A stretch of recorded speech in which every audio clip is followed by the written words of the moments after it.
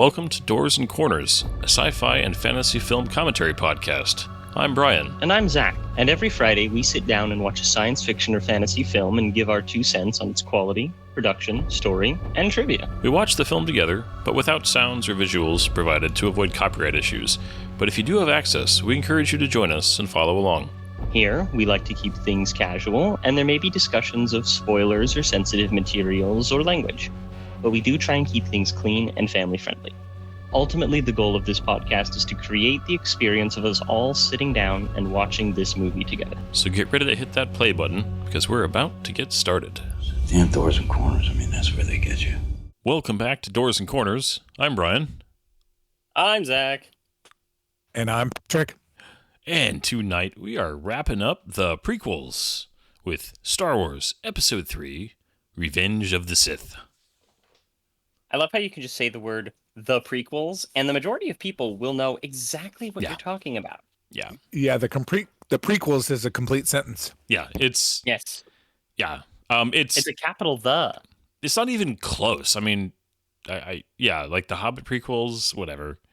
And there are other, like, prequel films, I guess, that are, like, okay. But yeah, there's nothing that even remotely competes with that phrase. Mm-hmm. So much so.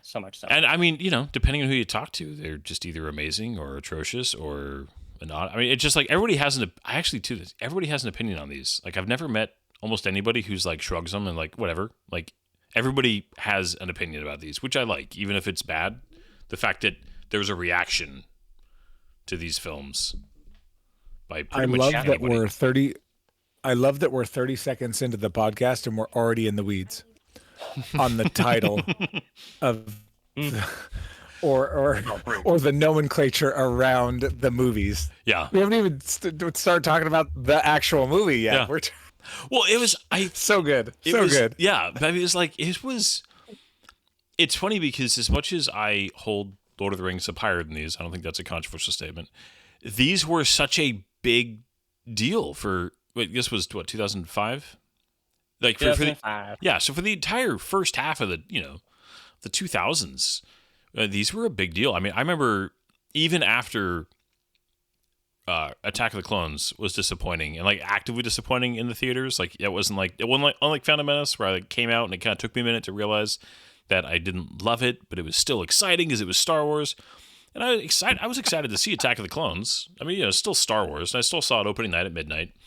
But this movie was like full excitement again. I remember it was raining. I was at the theater. They had just opened the new big cool theater in Auburn, up on the hill above the dealership. And yeah, that's where I saw it. Yeah, and I mean, I remember it was raining that weekend. I don't know if you remember that, but it was just like. But you still had to wait outside for tickets, so it was several hours standing in line with my wife, and we were just like, "Hey, you know what? It's still Star Wars. This is the the culmination of this trilogy." It was very exciting. Like, as much as I had been kind of let down by the prequels, this was still like peak energy for me. I don't know if you guys had a similar. I was all in. I had come to the point where I had realized that. Maybe movies can be bad, and there's reasons to think about them as like critically as this isn't as good as you think it is. But I was still so excited for this movie, and I was right there. My mom was very iffy about it because she's a big classic Star Wars fan. She wants the unedited, non-special edition originals released type Hand of thing. Hand up to that one. Yeah, I'd like to see them. I know that I have far deep in the past, but I don't remember them at all. Don't worry. I'm bringing you guys digital copies of them when I come down, just so you know. Oh, heck yeah. But I remember that experience so clearly. It was the coolest thing I've ever seen.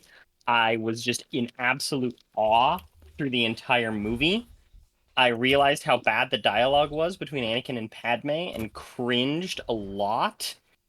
And then at the same time, I remember my mother having this visceral reaction to the Master Skywalker, what are we going to do? And it's like just spoilers, this core memory. And Oh, Hey, yeah. you leave Kane and Jarrus out of this, okay? I'm just kidding. Kane and Jarrus is on a completely different planet. Okay. I know. Shh. I know. Spoilers. My bad. Yeah, but Spoilers I for just cartoon. I loved it so much, and So yeah.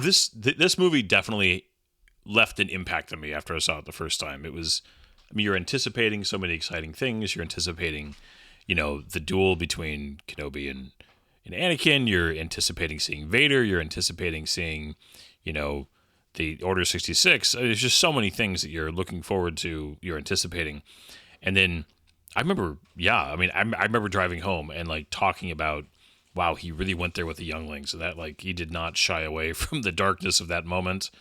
I mean, it was a big deal. This was PG-13, right?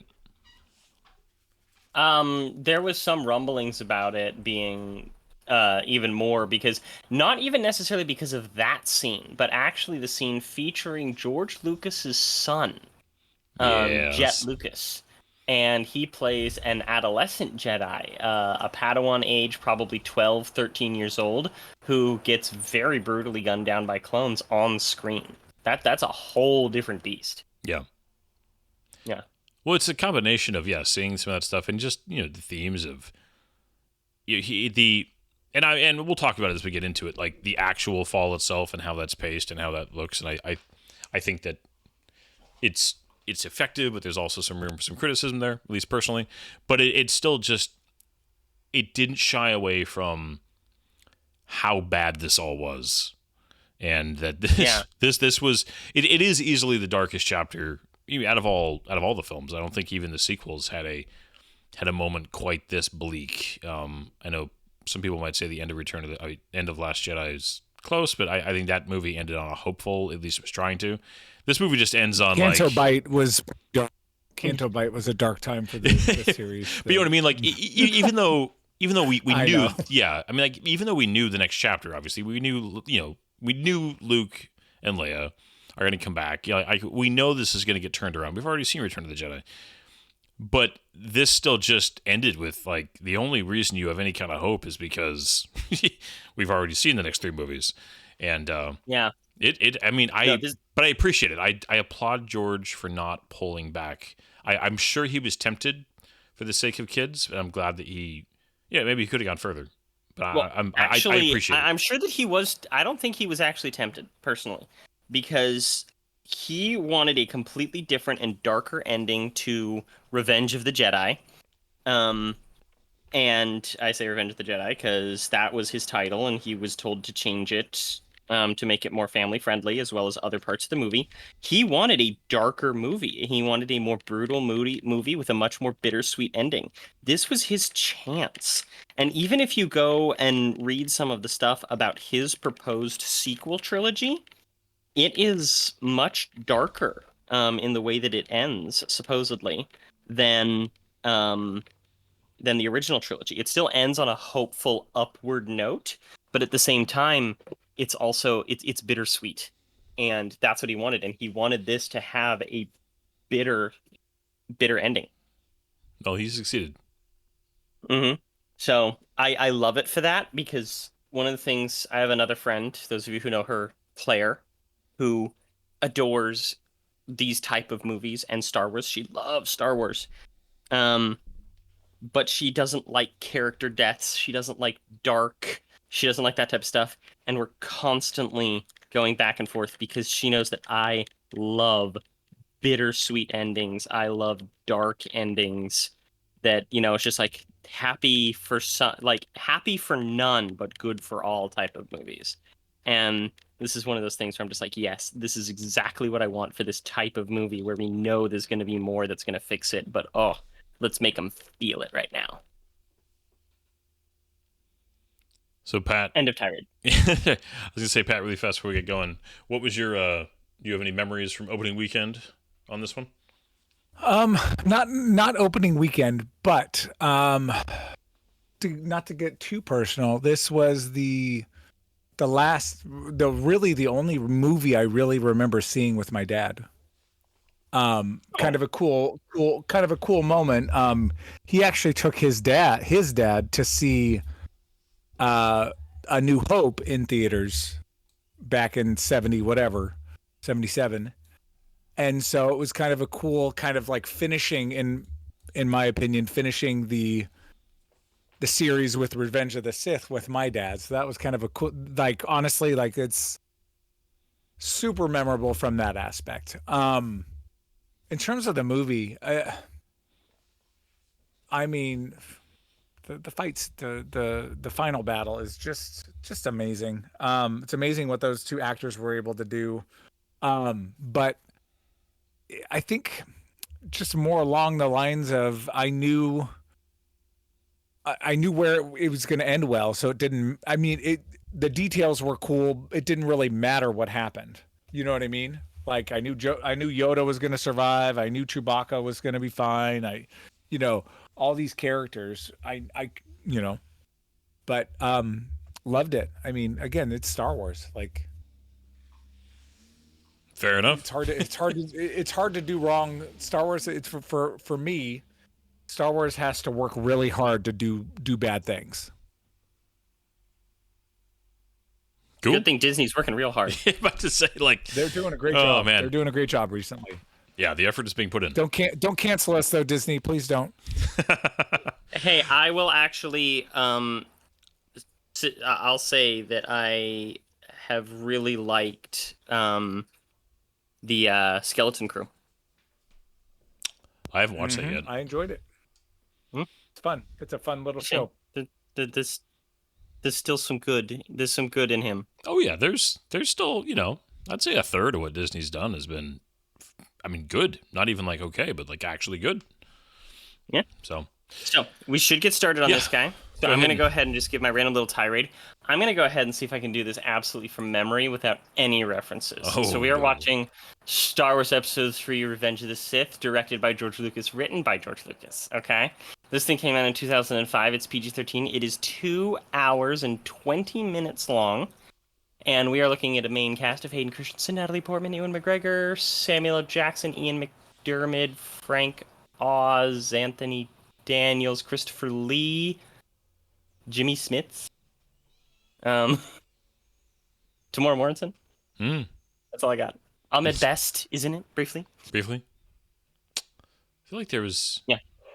Is there one other... I feel like we're missing somebody else. Oh, wait, we'll find out when we watch it. But, yeah. Let's get ready to hit that play button. You guys all ready? I'm ready. All right. I'm ready. Hit that play button in 3, 2, 1, go. So, unlike with Attack of the Clones, not to say that it doesn't improve it at all, but this movie isn't nearly as improved by the Clone Wars TV series. Really? Like, there's still some really good things to it, especially when you get to Order 66 and whatnot. But I think that this movie still stands on its own very well. And as you'll hear me talk about a lot, I read the novelization by Matthew Stover of Episode 3 that's based on an earlier draft of the script, and it is much different in some ways and a lot more of a complete and whole story. Yeah, see, this is a movie that you'd have to work at pacing it, but I think this movie could have been longer. There's a few places where I feel like they rush a few things that I wish they had. I feel like this could be like a 2 hour and 45-minute movie, no problem, and would have been improved by it. I agree with that. Also, there are things that they can cut. Oh, yeah. Especially right here at the beginning, the entire Buzz Droid thing I was going to talk about this. Is completely unnecessary. I think this opening battle is awesome, except those. I find that it's like it kind of kills the pace for me because you're like, yeah. Anyway, let's just get into it a little bit. I am devastated. R4 dies. He went out too soon.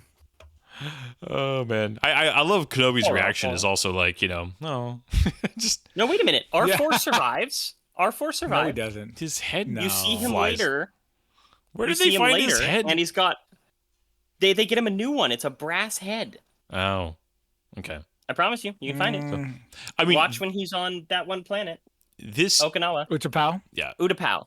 This does look amazing, and I will say, Ooh, I've got a Lego of that right now. Nice. Dude, the drums. That is a Venator class Star Destroyer. I think it is the best looking Star Destroyer in the entirety of the Star Wars saga. Really? I love the cuts on the side. I love the red. That's tough. The original, man. You can't go wrong with You the know sheet it to be white. true.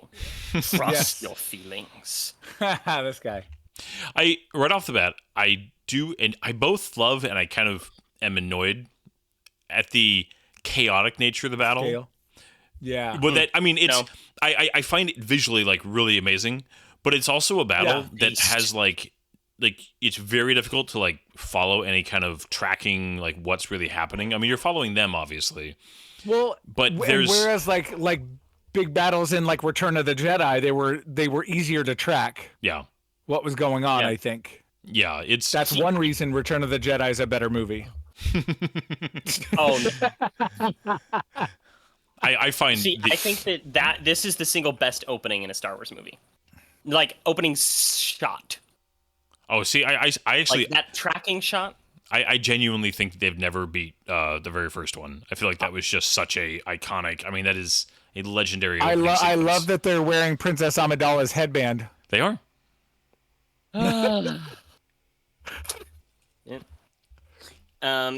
Here we have the Arc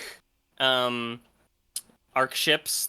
I forget what they're called, like the Arc 180s or something like that. The X-wing's predecessor. I love them. Mm-hmm. Yeah, I like the little nods Yeah. to the sound also.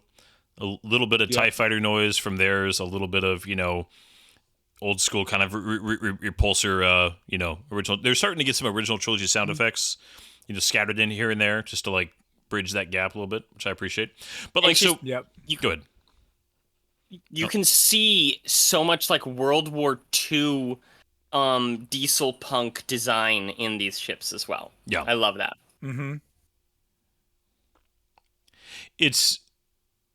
I always thought it was interesting. So it's they like these guys are kind of creating a screen and they're like Cannon fodder. It is the whole missile thing, and then just okay. So like Grievous's ship is like right up there, but then we end up on like this weird detour where the amount of time it's kind of like the endless runway. Like there's I was gonna say the endless runway. Yeah, they have so much time to mess with these buzz droids. That's the thing that's weird. Is that it's too long. It's just Yeah. I wish that this sequence was like a minute. Yeah. Like right here, the pacing just kind of falls off. Them having to deal with some missiles really fast, great, let's do it. Maybe I have- love his smile. Anakin's just like joy at flying. Yeah. Oh yeah. Hayden Christensen is genuinely good in this movie. The times when he's kind of rough, it's more the dialogue. It's the romance Yeah. scenes, But like, I also just hate the look of them. They look like they've got weird boobs. Yeah. It's also just a very strange weapon. given that we don't get to see much of Padme in this is as good as you get, bud. You sexist. Aw. R4. Yeah, for R4. The sound effect Oh, as dear. as his head goes rolling off too, just like oh my Yeah, it's so goodness. sad. I love that he just scoops him off. It's so funny. In the books during this time, they were doing this huge event in Star Wars called the Yuzang Vong War and the Dark Nest trilogy shortly after it. And they actually started tying the prequels into the legacy books after this movie came out. And they used R2 and I think parts of R4's memory banks to like watch recordings of the two of them during the Clone Wars. But you see, it's still going. Yeah, that we're still It's just too long. And it's like they would have flown we need to so see far. Anakin save Obi-Wan again. Well, Yeah. and I mean, there And- is some genuine like character stuff happening here, but you could have done all this character stuff again in way less time because the idea of Obi-Wan saying like it's more important, just go and rescue the Chancellor, and no, I'm not going to just abandon you, which they kind of happens again up in the ship. It's just again you can have all these character moments and not just drag your pace down like this. Well, I think given the fact that the Attack of the Clones I almost said Attack of the Clone Wars. Attack of the Clones separates the two of them so quickly that they wanted them to have as much time together as possible. So they're just like, let's just do it this way. Honestly, if you have Clone Wars before this movie, you don't need this, right? Yeah, but we didn't have that. And we have the benefit of having gotten to see all of them in Clone Wars and watching this again. You know, I do love this. This is freaking awesome. The flip out of the. Yeah, well done. And the fact that Kenobi gets that moment and they didn't give it to Anakin, I love that he like pops. Anakin's just like pops R2 out really fast, and yeah, this is Obi-Wan in his prime. You know. Oh yeah. Well, and I it's interesting that I get that a lot of the fighting decisions are kind of, this is not a Star Wars problem. This is an every movie ever problem. That how the fights go is often dictated by the story and not by any kind of external logic that like follows really well. That Obi-Wan, kind of goes down quickly and easily at the top because they needed to have the moment. Like the story needed to have the moment with Anakin and Palpatine and everything. I love, and then later on you have Obi-Wan being like very formidable. So it's just it's not annoying, but it definitely to me stands out at the beginning here as we get to this next big sequence. Yeah, I can see that. Well, it's funny, like Tesla sticks. Obi-Wan's normally more serious, and you just saw him kind of joking around, having a good time, which is great. But then it's like, well, maybe he's not really on his game. I do love how the stakes casual were they are higher here. at the end of the movie. And this is a recreation of that scene to an extent of Qui-Gon Jinn and Obi-Wan at the beginning. Destroyers. Destroyers, master. Oh, this cannon. How did they fodder. never touch lightsabers? I don't mean it like that. That sounded wrong. Sounded really. There's a lot of They fan let the fiction tips out touch. there. Oh my gosh, don't go to certain Reddit You see- pages. This right here. This is something that, in theory, you could have cut this out. Yeah, but this is the type of character stuff that I like better than the buzz droids. Them stuck in the elevator. It's creating some peril. You see them bickering a little bit and being You know kind what I of like... love? Yeah. The battle droids that look so badass have puny voices. Yeah, they have the same voices as the little. Yeah. I love that so much. Like, you'd think they'd be like, hey, what are you doing? Right? I mean, they did that in Clone Wars. About to say, they gave them that more... Yeah. A little more gruff. Yeah. I love the fact that like R2 somehow is using a comlink like regular, like just holding it up instead of like integrating it somehow where he would just like, I don't know. It's oh man. I also do like the sound effects. The sound design in these movies is just amazing. But they have that echoing. It's like they put it in a shoebox. Yeah. In a big room in order to record it. And I don't know if it's post-production or if they actually recorded it that way. But I don't know. It just adds a lot of character to the movie that other movies, I don't think they would do it quite that same way. Oh yeah. Well, I mean, and I think that even though they definitely had limitations, of the time, there's all three of these films, just technically speaking, from the sound design to the art department. I mean, it's all so good. And there's so many people involved that just all those details. You love the whole Obi-Wan gets like spooked. Like what? Okay. Did you like R2's little hero R2 moment? come to the rescue again. I like R2's little oil slick. I love that. Not a fan of the rocket boots, but whatever. I do remember the first time I saw Attack of the Clones being like, oh, okay. Interesting he never used those. Those would have come in handy in the original trilogy once or twice. Well, they were removed. Is that in a comic somewhere, or where is it? In a book, yeah. yes. Ah. And to me, as an astromech droid, that would make sense if you're out on a ship, need to jump across something as a droid. Oh, yeah. You can't, I could see some value in having those. So this That's movie, true. this movie also is He's in his easy chair. This is his chair. We're actually being introduced to Obi-Wan's like his iconic lightsaber design for the first time ever, right? In this film, because he didn't use that style in Attack of the Clones, did he? No, No, he didn't. had a Different hill. one. Yeah. Because he lost it and got it destroyed like a chump. Yes. And then he got tossed some random one in the last battle. It's still my personal favorite, as much as people like, Anakin's. I've always loved Obi-Wan's and then Luke's in Return of the Jedi. It's always my favorite hilt out of all the lightsaber hilts. Did you know there's a deleted scene to Return of the Jedi where he uses spare parts in Obi-Wan's home on Tatooine? Notice they attacked him together this time. Yeah. Mm. Anakin's learned. Yeah. This, I know that a few weeks ago, according to Clone Wars. Yeah. It's interesting that like weird cross thing that Obi-Wan does there, where he like kind of goes. I don't know. It's.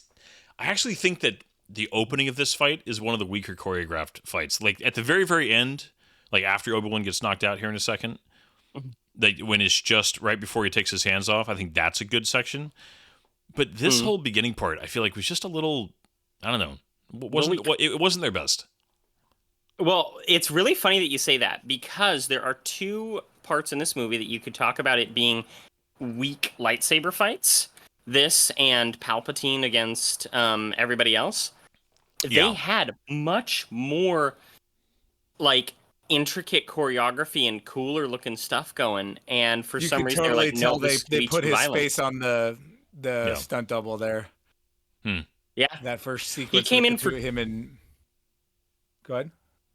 He came in for 2 days of filming. Yeah, like this little bit here is not bad. This is actually pretty good. But the beginning of this fight is just kind of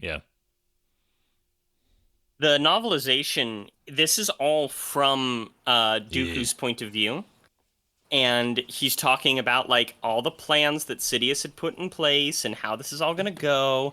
He was going to fail, and he was going to get captured, and he was going to sit in prison, and the Clone Wars were going to end. But he's realizing the betrayal.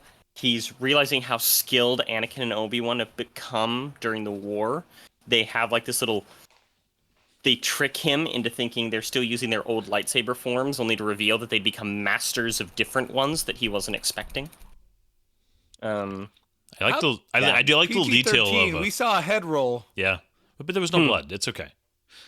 But I was gonna say, I do like that. That's why lightsabers are great. He slipped. He slipped for a moment there into his full-on Palpatine voice. Do it. Yeah, oh yeah. The great meme. But man, Ian McDiarmid is the unsung hero of this movie. Like, he's so good, and his performance, and even the writing of the character, his toxic positivity. In manipulating Anakin, like, I cannot speak highly enough of it. It's so good. Yeah. Poor Obi-Wan. He's just like, it's like there are a couple genuinely great lines. Yeah, and that's one of them. I mean, yeah, very very good line. Yeah. Okay, what do you guys think of Grievous as the new kind of like, B villain? All the prequels have kind of the B villain. I like him I like him because he seems very menacing. Yeah, I like that. There's a little bit of inconsistency with him. Oh, I'm sorry, keep going, Pat. Yeah, no, that's all. Yeah, there's a little bit of inconsistency with him because in like, the Clone Wars limited animated series that they had in 2004. Is where they actually introduced the characters, and he was terrifying. This Jedi killer, right? Yeah, killed Shaggy. Literally, there was a Jedi that looked and was based after Shaggy from Scooby-Doo.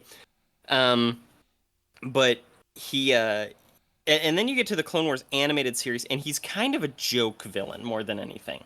There's a couple of episodes where he's genuinely menacing, but for the most part, he's like, that villain in a kid's cartoon from the 80s that is going to be a problem every time, but he's also going to get away. That darn Grievous. But he's good. I know Star Wars and physics are they don't get along. This always seemed a little bit extra, just like, all right, just like the extremity of like they're in the atmosphere almost. They're acting like the way the ship's acting, the just how much gravity's swinging and how hard the ship was falling, and just again, I know Star Wars has never tried to be that physics accurate, but it just seemed odd to me. The Really, I liked it. I mean, it was well done, it was well shot. I think it's so egregiously not how that works in space that even for Star Wars, it got me a little bit. I guess I never thought about it. Hey, just because they can't describe something doesn't mean it's not okay, Mr. Star Trek. They just need to reverse the polarity and reroute tertiary power systems to primary thrust. Inertial dampeners. Inertial dampeners. Just rotate through the shield frequencies, and match the harmonics. Yeah, it's no, it's a good sequence. Reroute main power through the deflector dish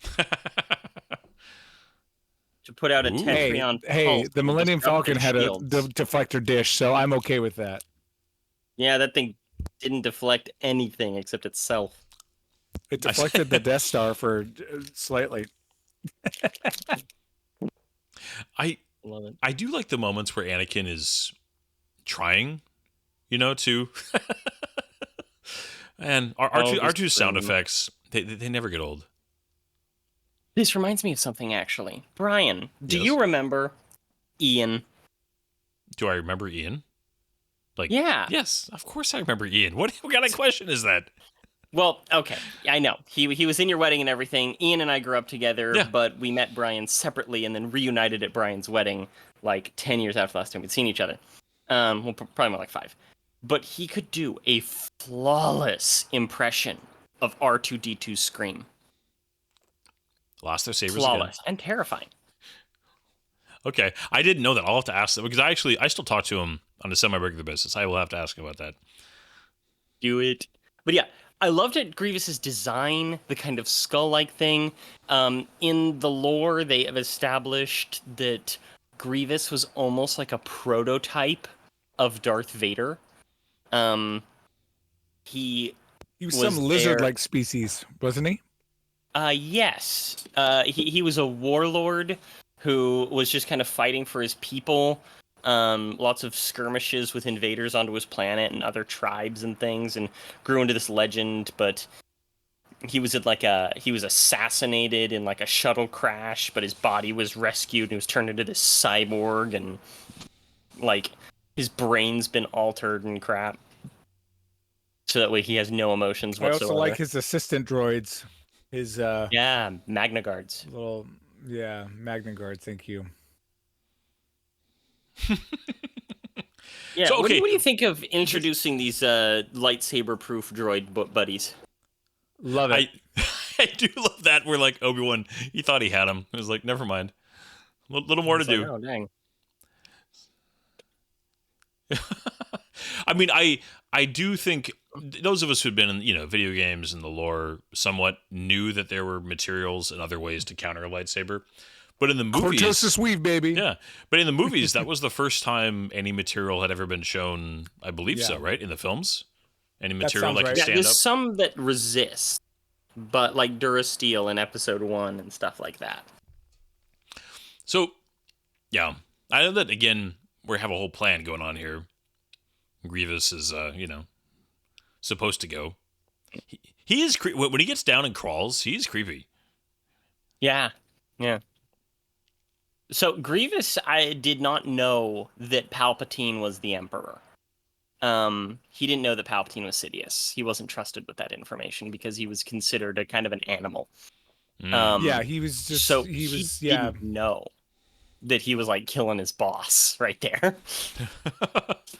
Aw, see, if they reinforce the structural integrity field, rerouted auxiliary power, they'd be fine there. Not when you're in a I'm- gravity well. This I'm thing is kidding. panicking right now. Yeah, I do like his laugh. I like that he's a coughing droid. My dad thought it was the stupidest thing in the world to introduce a coughing droid. I was like, no, dude, He's this not is a great. droid though. He's got some lungs. They're a little messed up. My dad's really great about science fiction, but I was always surprised that he was just like, why do they have a coughing droid? Doesn't make any sense. Did you see his eyes? He's obviously a cyborg. Yeah, My dad didn't put it together until they break open his chest later in the movie. there's some And organics in there. It was George Lucas's cough that they recorded and modified really? to use I love that Grievous. Yeah. If they're trying to use air brakes on like the And upper do you know why atmosphere. Grievous coughs? You guys know why Grievous coughs, right? I do know why Grievous coughs, but you can have the moment. Mace Windu.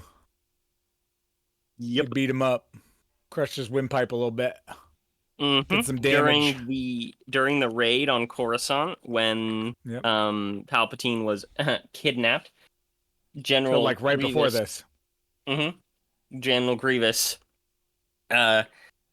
faced Mace Windu, and they fought a little bit, and Windu did like a force crush on his rib cage, which is actually a big no-no among the Jedi. Yeah, but about to say, like, that's the- Jedi could win fights pretty easily if they just, were a little bit looser on that You morality. use the dark side. Yeah, right. Well, you Mace Windu's just, always put a little bit in between the lines. you just dabble a little bit, just a little bit. I do appreciate that these guys, like, they immediately know, like, oh yeah, this is a good guy. We got to help these guys. They must have sent out some kind of signals. Right? This is kind of the last time you really see Anakin doing cool pilot stuff, though. The Which is kind of a bummer. is this the only time you ever see like a ship in Star Wars needing like a runway? Yeah. Because they're on obviously like a runway here. He talks about it like it's a landing strip, so maybe it's just for them to park. But everything in Star Wars has always been shown to have VTOL Hey, capabilities. you know what? You know what? Get your Star Trek logic out of here, man. I'm just observing. Millennium Falcon. Yeah. Where is it? And then Where's the somewhere Millennium around Falcon? here's the Millennium Falcon. Oh, come on! I'm looking for it. There it is. There it is. Right there at the bottom. Yeah. Yep. Oh, it's cool. It's always cool. Because they did have some similar YT And this next model part is- freighters. This next part is where Anakin becomes a Jedi Master, right? No, this is where Oh, he becomes a daddy. Yeah. I will Do say you remember that Obi-Wan's hair is much better in this movie. Just got to say, because he was so Okay. bad in Okay. previous films. Me unconscious on your back. I love it. Do you remember the Jedi that Jango Fett killed in Episode 2, where he just like went after Dooku, and Yeah. then Jango Fett Shot just him. takes him apart with Went a on blaster? like a chump. The guy was spending too much time Yeah. behind Yeah. a desk. Right? Yeah. Because he was a Jedi Master. He was a technically, Jedi analyst. and Yes. Obi-Wan took his seat on the Jedi Council. Okay, I do like the guards that they show, like the Dude, Masamita put on some weight. I'm just kidding. The blue guy to the right to over Palpatine's right shoulder. Yeah. That's not Masamita. I'm totally teasing. No, it's not. But that character did appear in several episodes of the Clone Yeah. Wars. Oh, He man. was like the senator from Ryloth. Well, I heard he tried out for Jabba the Hutt, but he wasn't big enough. Oh, Sorry, Yeah, poor guy. that's bad jokes. because I shiny heard 3PO. I heard that Shiny 3PO's shininess messed up Oh. was so bad because of all the green screens, and so they had to go repaint his armor in post production. Yeah, it or took his, so long. Yeah. It's just- Yep. It was like one lady I saw in the behind the scenes. She's like, "Yep, this is all I do. I just sit here and I digitally paint R2 to get the reflections out." Dude, I mean, did you guys see the Suicide Squad, James Gunn's The Suicide Squad from 2021? Yes. Yes. Because Peacemaker's helmet, that mirror shining dome, Yeah. same type of thing. Apparently, it was just the worst to Hey, film with. And for so what kind of buns would these be this time? They were proto buns. Is this like this beta is the full buns now? cinnamon bun. This is a full Well, cinnamon bun. these are the buns, huh? Oh yeah, Yeah. cinnamon bun in the oven. She got that bun, huh? Oh geez, get out of here. She's definitely in this movie less. Yes. Oh yeah. She had an entire subplot that was actually excellent, and they deleted it for time and pacing.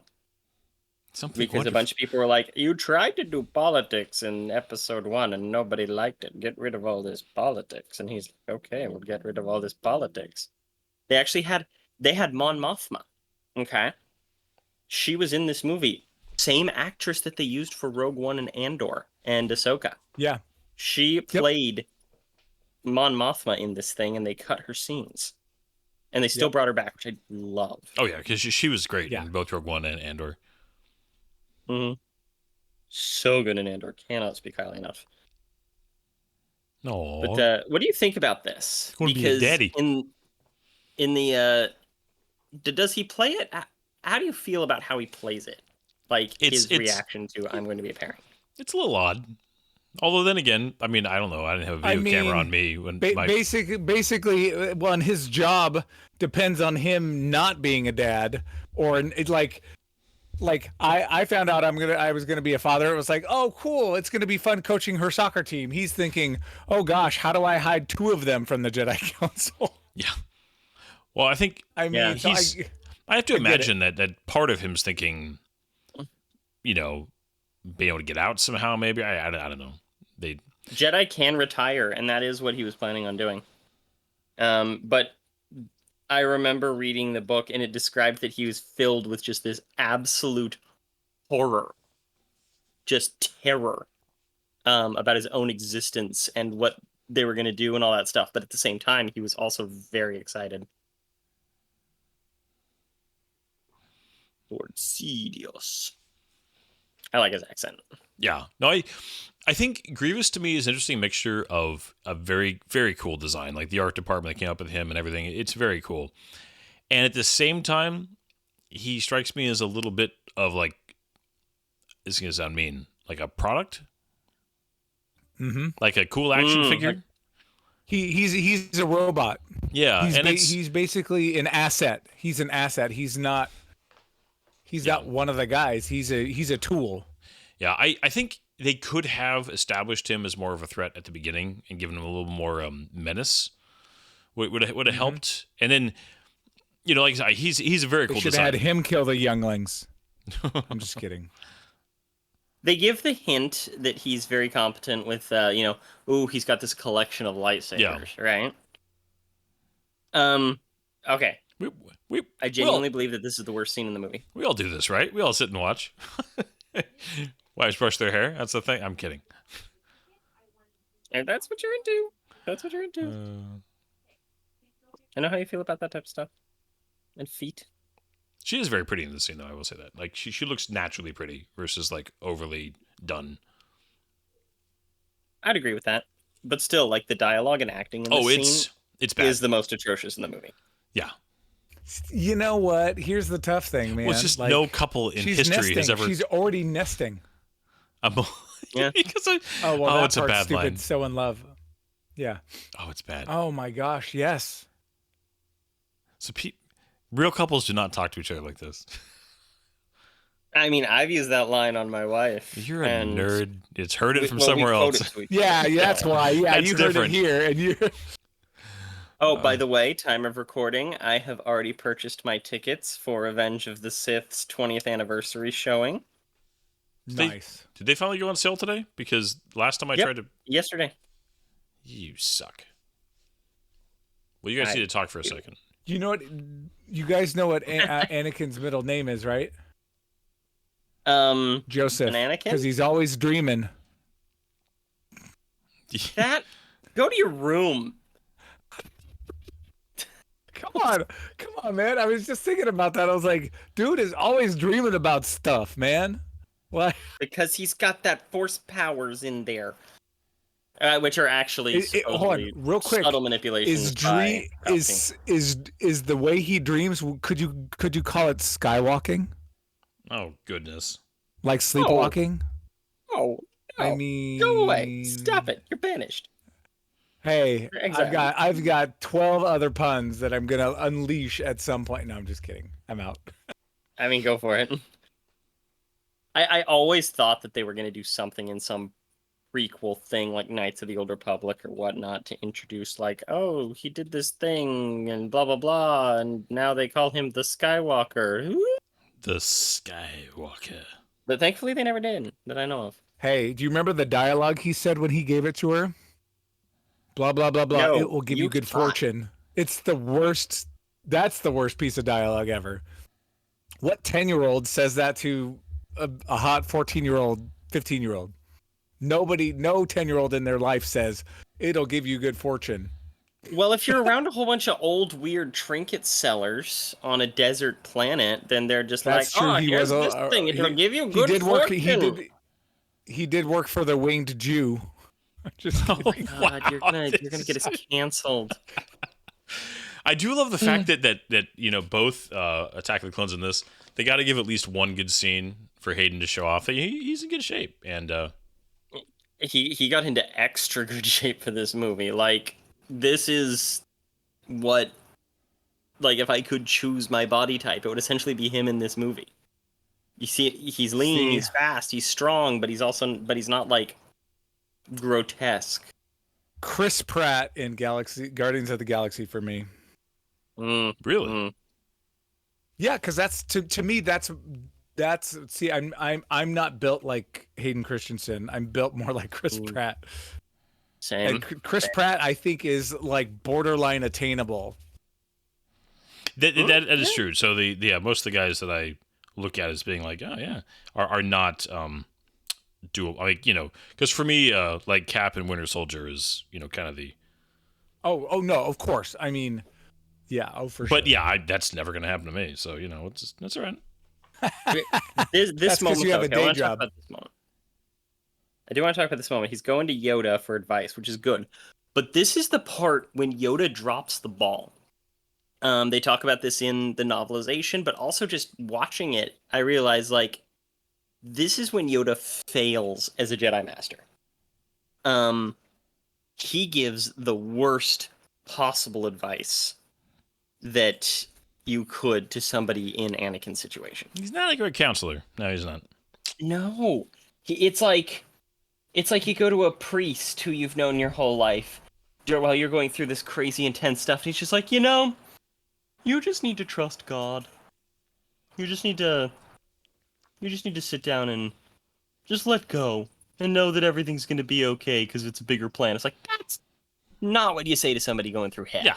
Well, and even you know, believing a version of that, it's not the kind of advice a human needs in that scenario.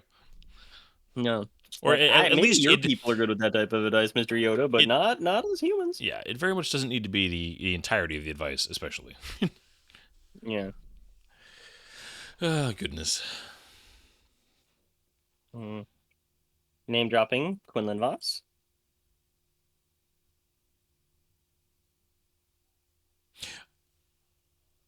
Voss. Master Voss. Who was referenced in the Kenobi show. I like how Obi-Wan always looks like he's kind of chilly, you know? He's like wrapping his robes up. He's like, I'm just trying to stay warm. This looks like an over-air-conditioned building. Yeah. I bet the Jedi Temple is like nice and cold.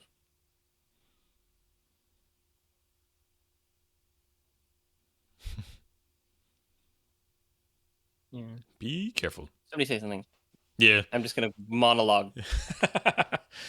It's okay. This definitely gets overplayed by, you know, humorous critiquing channels, and we try not to do quite that far. But as much as there's like hubris and the Jedi are supposed to, you know, be blind to this because of both the work the Palpatine's been doing and their own, you know, just failings as an organization, there definitely is a little bit of also just the Jedi are kind of stupid in this movie. They just Are they? You know, Yoda's bad advice, Mace Windu's, you know, how he reacts, you know, it's like just kind of, I'm just going to go. And it's just like, there's Sith Lord? Yeah. It's just, there's definitely some, I mean, again, it's fine because there's the greater, you know, narrative of like, you know, the end of an era and, you know, what happens to organization, you know, that kind of becomes stagnant and it's very caught up in a war and all this stuff. But just this movie taken, you know, at face value. You know, some very intelligent people make some very stupid decisions in this movie to make the plot happen. Yeah. And there might be good reason for it, but it still occasionally is like, That's a pretty shot. That's a good looking shot. So I always wondered. I'll say So the- do these Yeah, Jedi go ahead. Masters? Do they go find some place that matches their chair where they're hologramming from? So when they sit, they look like they're sitting in the right chair. Shut up. Get your Star Trek logic out of here, man. Who cares? It's just all right. So Brian, the stuff you think about bothers me, man. okay, I want to go into this a little bit because I'm a huge nerd. All right, so in the original script and the novelization here, there was a little bit more stuff that had been built up specifically between Palpatine and Anakin, where Palpatine tells Anakin that some of the secrets that might involve understanding Force visions are in old holocrons that are part of the archives that only Jedi Masters are allowed to see. And so Anakin is like hanging his hope on like, I'm going to be elected to the council, I'm going to be made a Jedi Master, and I'm going to get access to the restricted holocrons. And that's why he was so mad when they wouldn't make him a master. He doesn't turn on the Jedi because they denied him a promotion. He's trying to save his wife, and they keep blocking him from all the tools that he thinks he needs in order to save her. And see, that's where I really like that. Yeah, and that's where I wish the movie, either trim some stuff or add some stuff, because I do wish they had given more meat to Anakin's turn, to the motivation behind it, to him his worry about Padme, his frustrations, the way he's being manipulated by Palpatine. It's not by any means bad. I think people who say, "Oh, it just happens on a dime," and it's too no. The movie does it does try, and it does a good job. But I could have done with an extra well shot and written 10 or 15 minutes more development and that stuff. I think it would have done a lot to make that turn have more impact when it happens. Part of it was actually a suspicion that there's a couple scenes that were in the novel and in that they had actually done some concept art for, that was going to have Palpatine manipulating the situation so that it looked like Obi-Wan and Padme were having an affair. Really? And it was one of the things that was going to drive a wedge between Anakin and Obi-Wan and Anakin and Padme. And there's actually like one or two little references to it in the dialogue that survived the cutting. Yeah. One of the things they mentioned was, in a lot of their scenes together, Anakin's face is shadowed and Obi-Wan's is in the light to kind of show their different directions. So like this scene's a perfect example. Yeah. Interesting. What do you think about this and the Jedi, especially Obi-Wan, giving him this seemingly potentially immoral advice?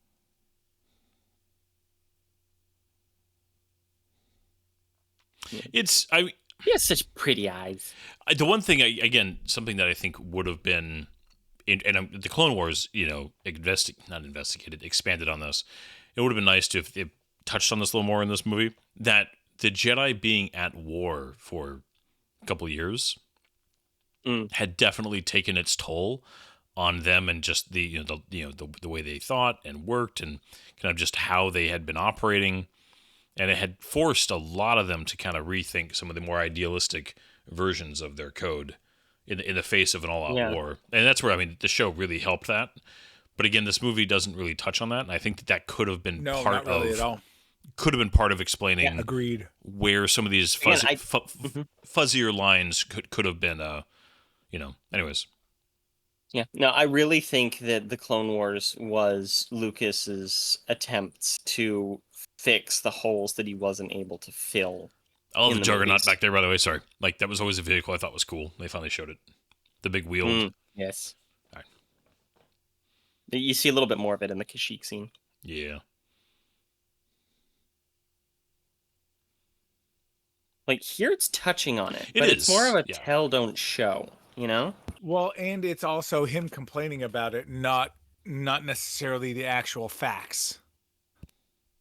And this is also the beginning of that cut subplot that I mentioned about Padme getting involved in politics.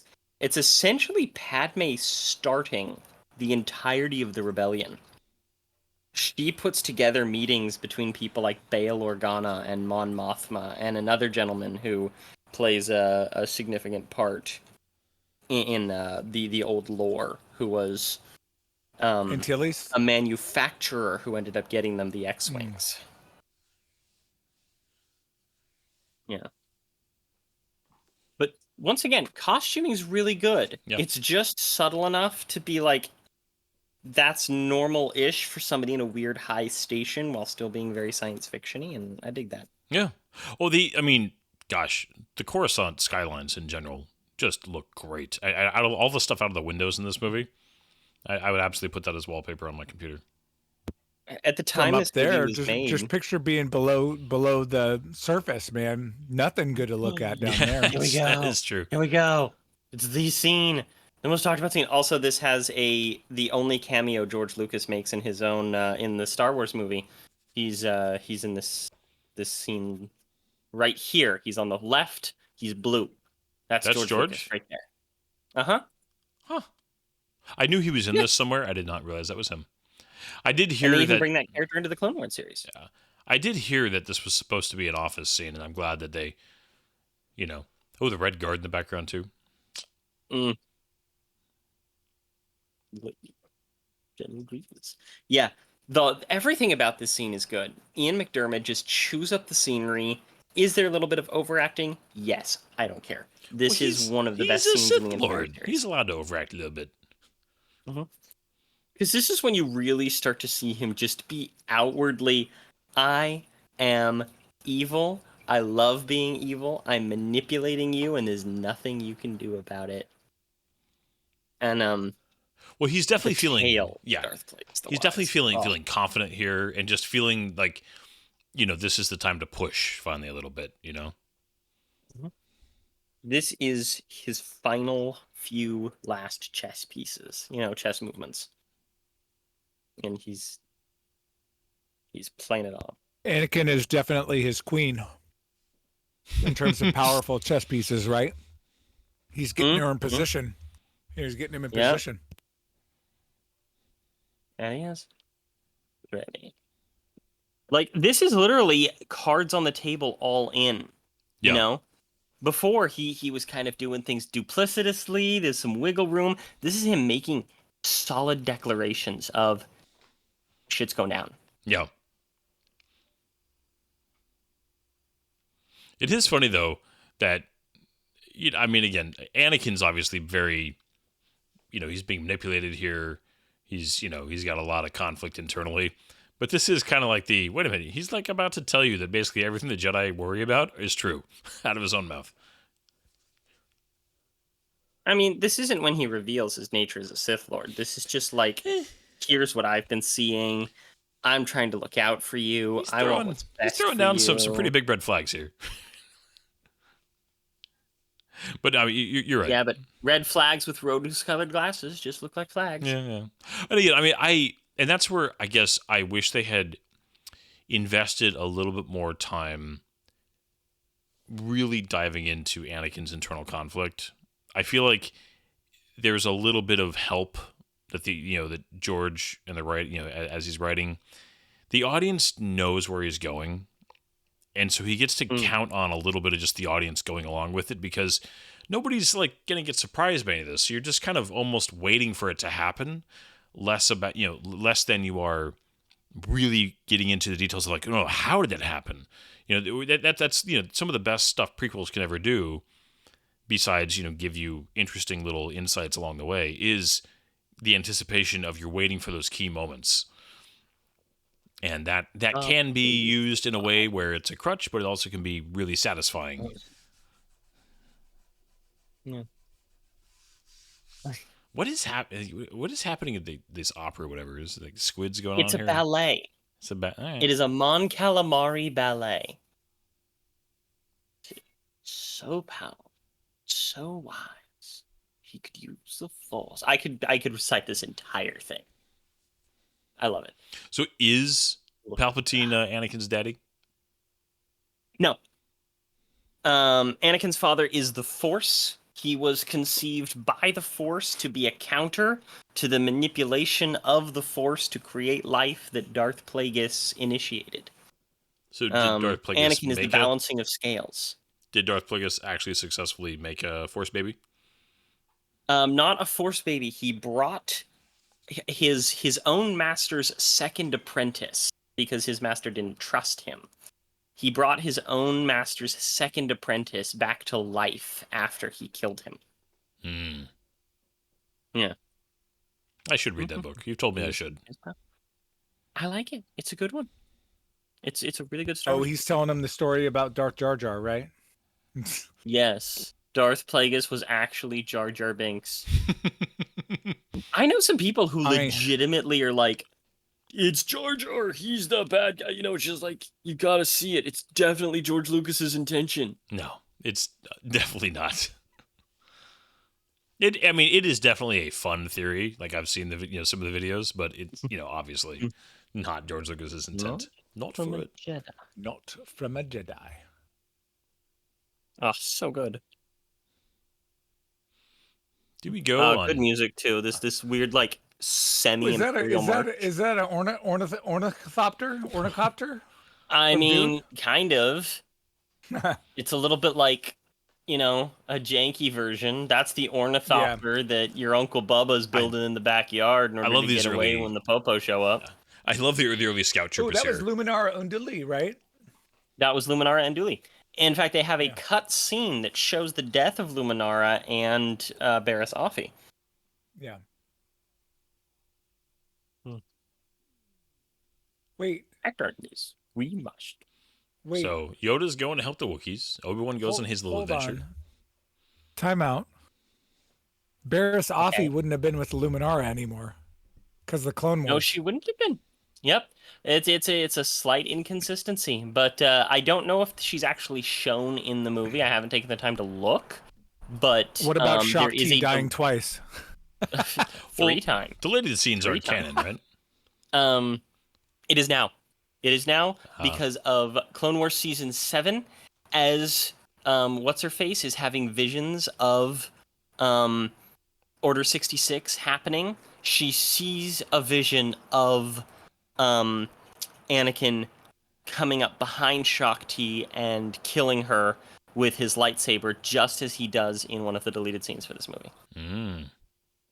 For those of you who don't know what we're talking about, there's a Jedi Master by the name of Shaak Ti, who has 4 different deaths in Star Wars, 2 of which were actually filmed. One was a deleted scene from the beginning of the movie. She was on board the ship with Anakin and Obi-Wan. They find her as a prisoner, and Grievous kills her. And then the other is at the end of the movie, in which Anakin kills her during Order 66, Operation Nightfall. And then there's another in the video game Force Unleashed. And then there was another one planned for canon, and they changed it and went back to essentially her being killed during Order 66. Why do I know these things? Love Yoda's little like, hey, somebody shot me. I thought it was a fun little thing, like, because when you have all that crap flying around, surely something's going to happen, you know? Oh, yeah. And I like that they included little things like that. Do you always take Anakin as being genuine at this point? I do. Yes. Okay.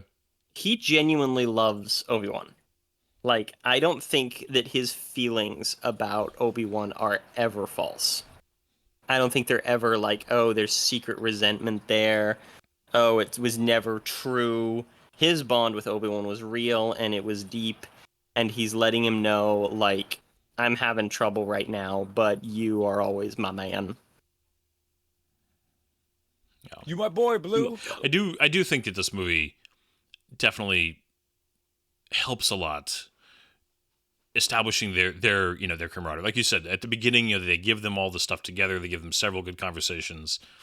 I was very happy about that. The Clone Wars show definitely, helps it immensely. But this movie on its own did sell me that when we got to their big fight, I believed way more than I would have in Attack of the Clones that they were very close. Yes.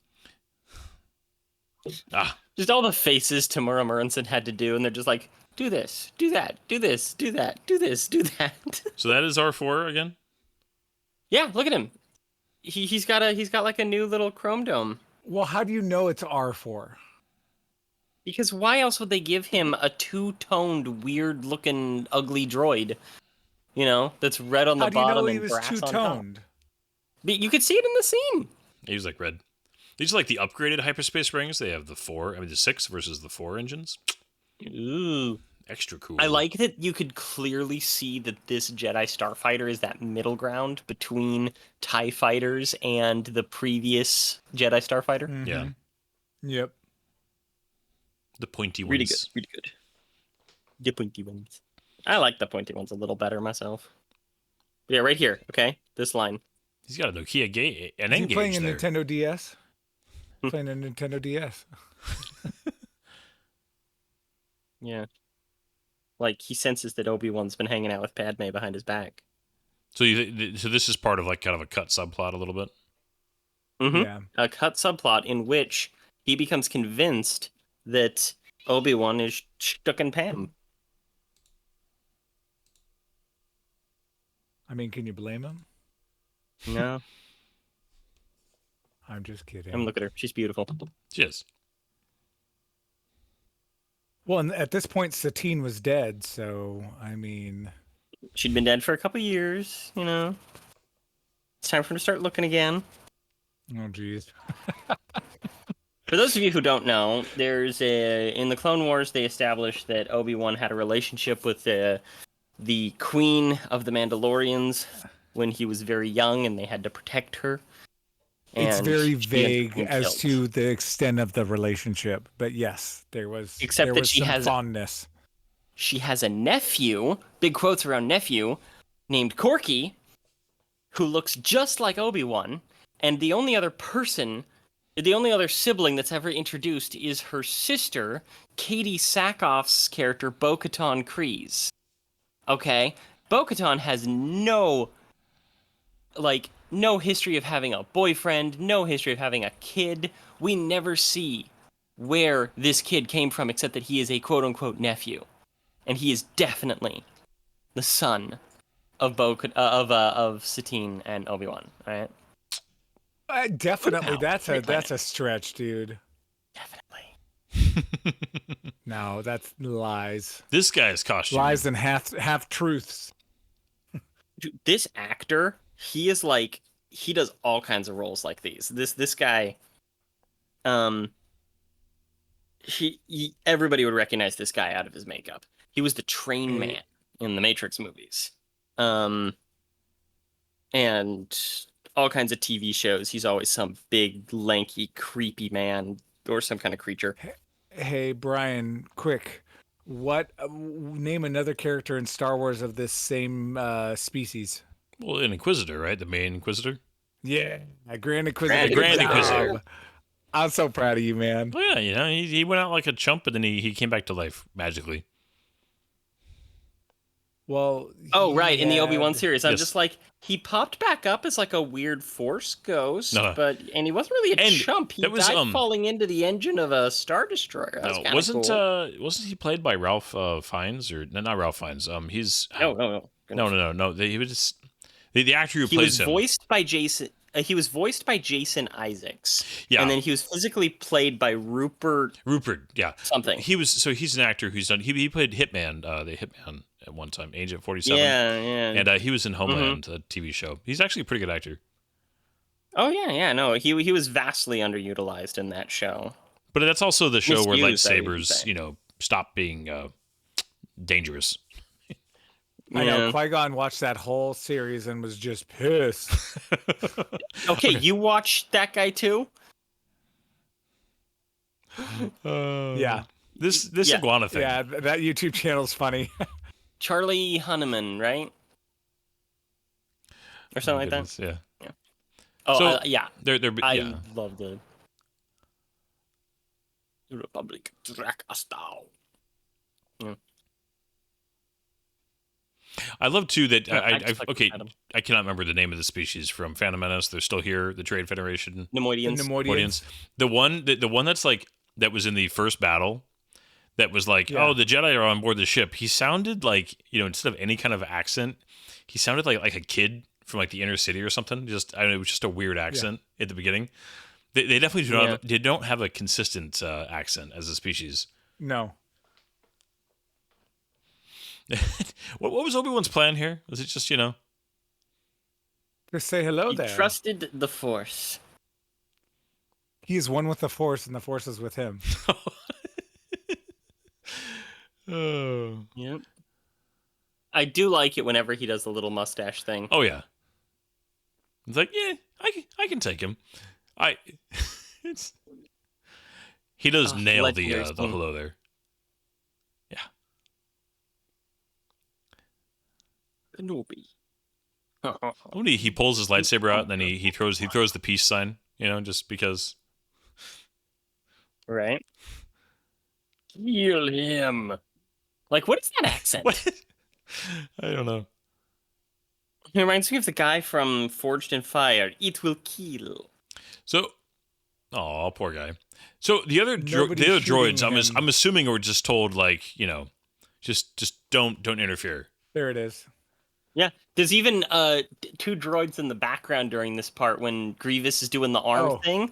There's two Yep. droids in the back. One I of them's heard like, about "Hey, look!" Watch it. He's gonna do his arm thing. Yeah, Yeah, lower left-hand corner, or middle, right here. I should say. See, Yeah. he like nudges. Oh yeah, him, No, that's awesome. I love background stuff like that. I do love the memes of Grievous with like 12 lightsabers, and he like just ends up killing himself. So my one problem, Obi-Wan did the same like move twice within like a minute. What do you mean? Like jumping down? The little way he does? the two finger thing. Yeah, he did the two finger thing when he first was gonna fight the droids, and then he did it again with Grievous. He's like, "It's my ready move, bruh." Like, I bet you get that. why I the bet you that's form choreography number is- 2. Makashi? Makashi? Well, yeah, Oh, he was form- holding up the number 2. Oh, Lord. Gosh. No, he's a master of Form 3, which is called Sarisu. Form 2, Okay, Makashi I'm aware. is I'm aware. is a lesser used. You started me on this. You have to pay for Oh it. my goodness. Is it? I love it when he kicks him Gotta go, here gotta go. in a second. Yeah. Oh, it's just like that was a bad idea. The clones have showed up. But, yep, this is the Attack of the Clones. I do like that they added more color to the clones, made them a little bit, more distinctive. Well, they're 2 years into the war now. This is almost 4 years in. Well, yeah, whatever. His eyes do look really cool. Oh, yeah. They look goopy. Dude. I always thought they looked kind of like chocolate truffles. Is that a weird thing to say?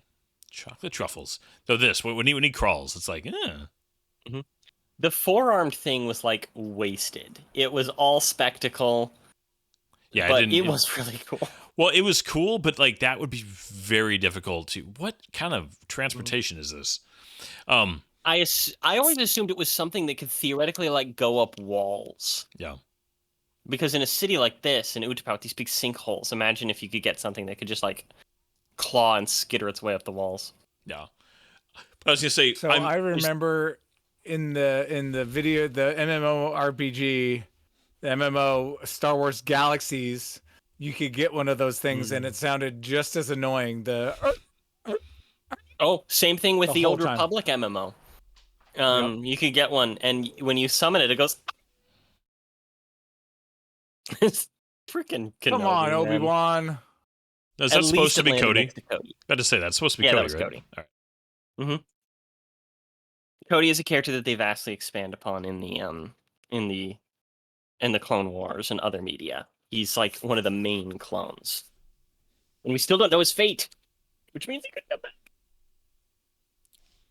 But I was gonna say, I think part of the really quickly touching on the forearms thing. I think the hard part there is to choreograph a long fight with somebody fighting with 4 sabers against somebody that has 1, and keep it interesting and plausible as far as the guy with 1 holding off that many blades and not randomly getting, one of them getting through his defenses.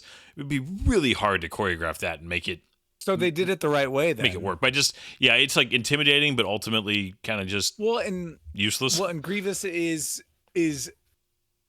I mean, doesn't have the Force. He might be trained in how to use a lightsaber, but he's not sensing the Force. He's not, basically he learned how to swim with water wings.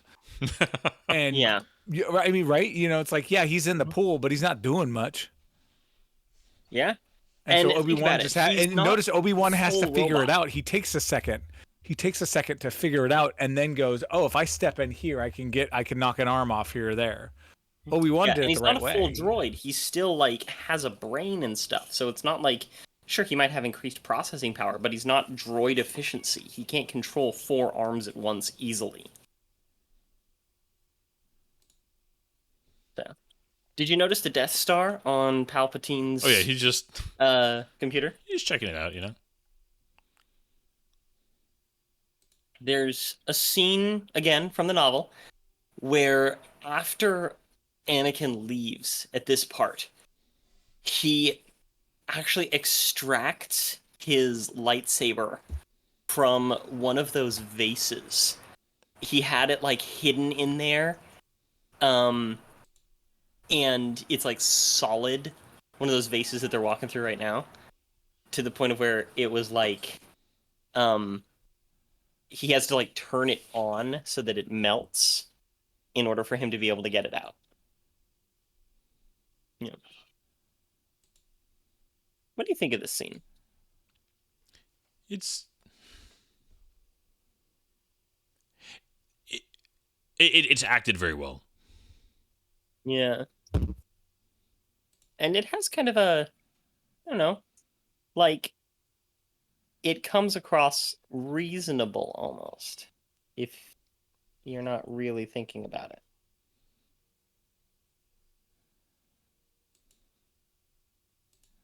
I don't know. Again, I What do you think think, this Matt? would have all been more effective again if they had just I know I've harped on this, I'm sorry. If it had just been That's why Return of set the up better. Jedi is a better movie. Whatever. How did Luke suddenly get so powerful, huh? He's been meditating. He's been hanging out and reading Obi-Wan's books, Mhm. he's Yeah. I also think there's something that Luke grew at his own pace. And Yeah. just was not being guided in a way that it almost kind of made him, But see, this is just all right. I mean, and this is where I do feel like, as presented, Anakin, if he's being genuine in other scenes, if his love for Obi-Wan and his, he's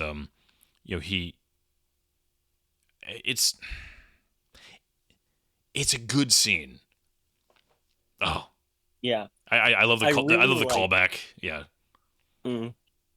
I really like the little things on the walls, the kind of ancient murals.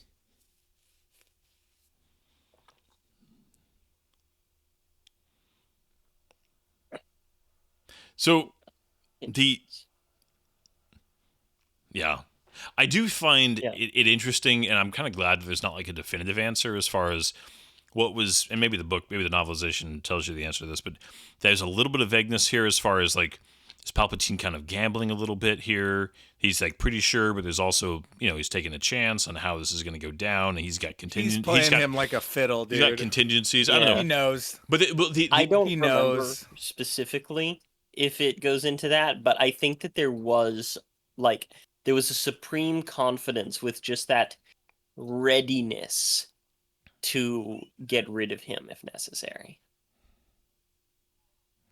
So, but he would have to be the one to do it.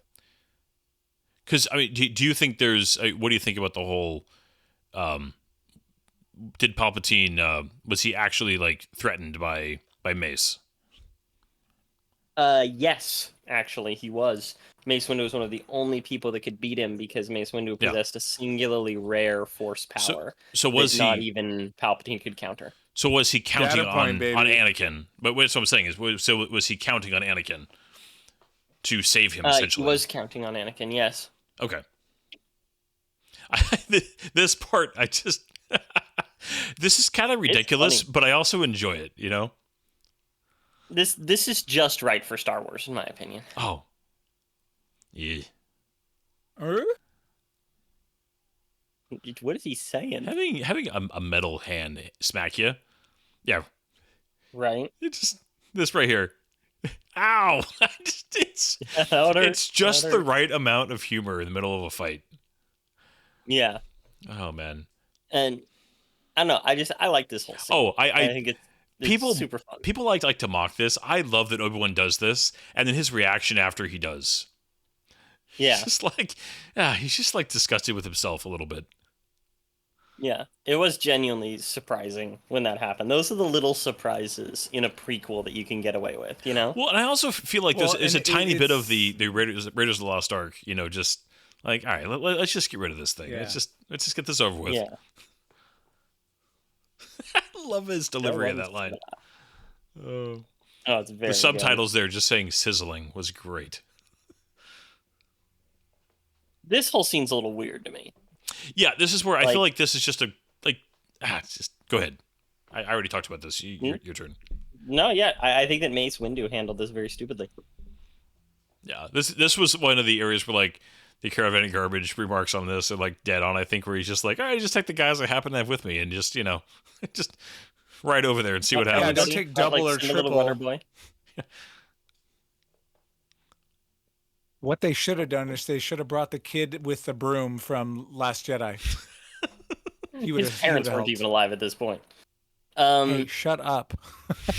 So there was this whole thing that was a subplot that wasn't necessarily in the movie, but it was in the book because there was a book immediately preceding this where Palpatine got a little reckless and he almost got caught by the Jedi. And it ended in a chase sequence between Mace Windu and Palpatine. And Mace had like a real hard-on for taking down Sidious. He wanted to find this guy. Now, this is Kit Fisto, right? Kid Fisto, Fisto. yes. I thought he was supposed to be like really good. He is supposed to be really good. And there's a whole deleted fight He's also scene really good underwater. that's really good. Yeah, this. All those guys are really good, but think about think about the number of Sith that they fought or Yeah. Dark Jedi, right? I mean, two of them go Asajj down Ventress, Dooku, with one hit. Darth Savage Opress, right? Really? That's Yeah, it. Savage Opress. Yeah. Like, think about it. They haven't fought like a really trained Sith Lord. But they're not like going You know, in and you- blind. Like, I mean, I feel like I would have bought it better if Palpatine had managed to surprise them somehow. But they were walking in, He did with his Force Scream. Yeah, Force Someone Scream is a said, thing. I read something somewhere. I was like, that's dumb. Say what you want. Ooh, bad stuff. I is just happening. remember in Lego Star Wars getting to doing his double jump, and he would do that little spin move, and I was like, every time I'm like, ugh. It is an odd effect when he goes flying. Like does the Mm-hmm. the corkscrew lightsaber move. And Also and shows I up will in say Battlefront 2 a lot. his face bothers me. Like when he starts stabbing him, I'm like his face is so awkward looking. Like Part of it, I mean, part of it, I always took that as the Palpatine Pure is joy. like so happy to finally get to do this. Like he's Yeah. genuinely like enjoying finally That's fair. getting to like kill these Jedi because he, he hates basically them. looks like the Grinch when the Grinch comes up with his plan to steal Christmas. The big ass smile. Yeah. Oh goodness. I love how they made it all like dark and like it was just a scene before that where it was like right before dusk, you know? The sun sets Yeah. fast, That's all right. Yeah. Here we go. Here he is. Nice little chair turn.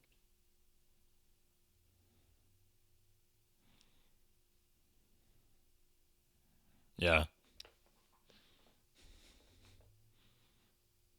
I do like his lightsaber, Sidious's being a little, kind of unique.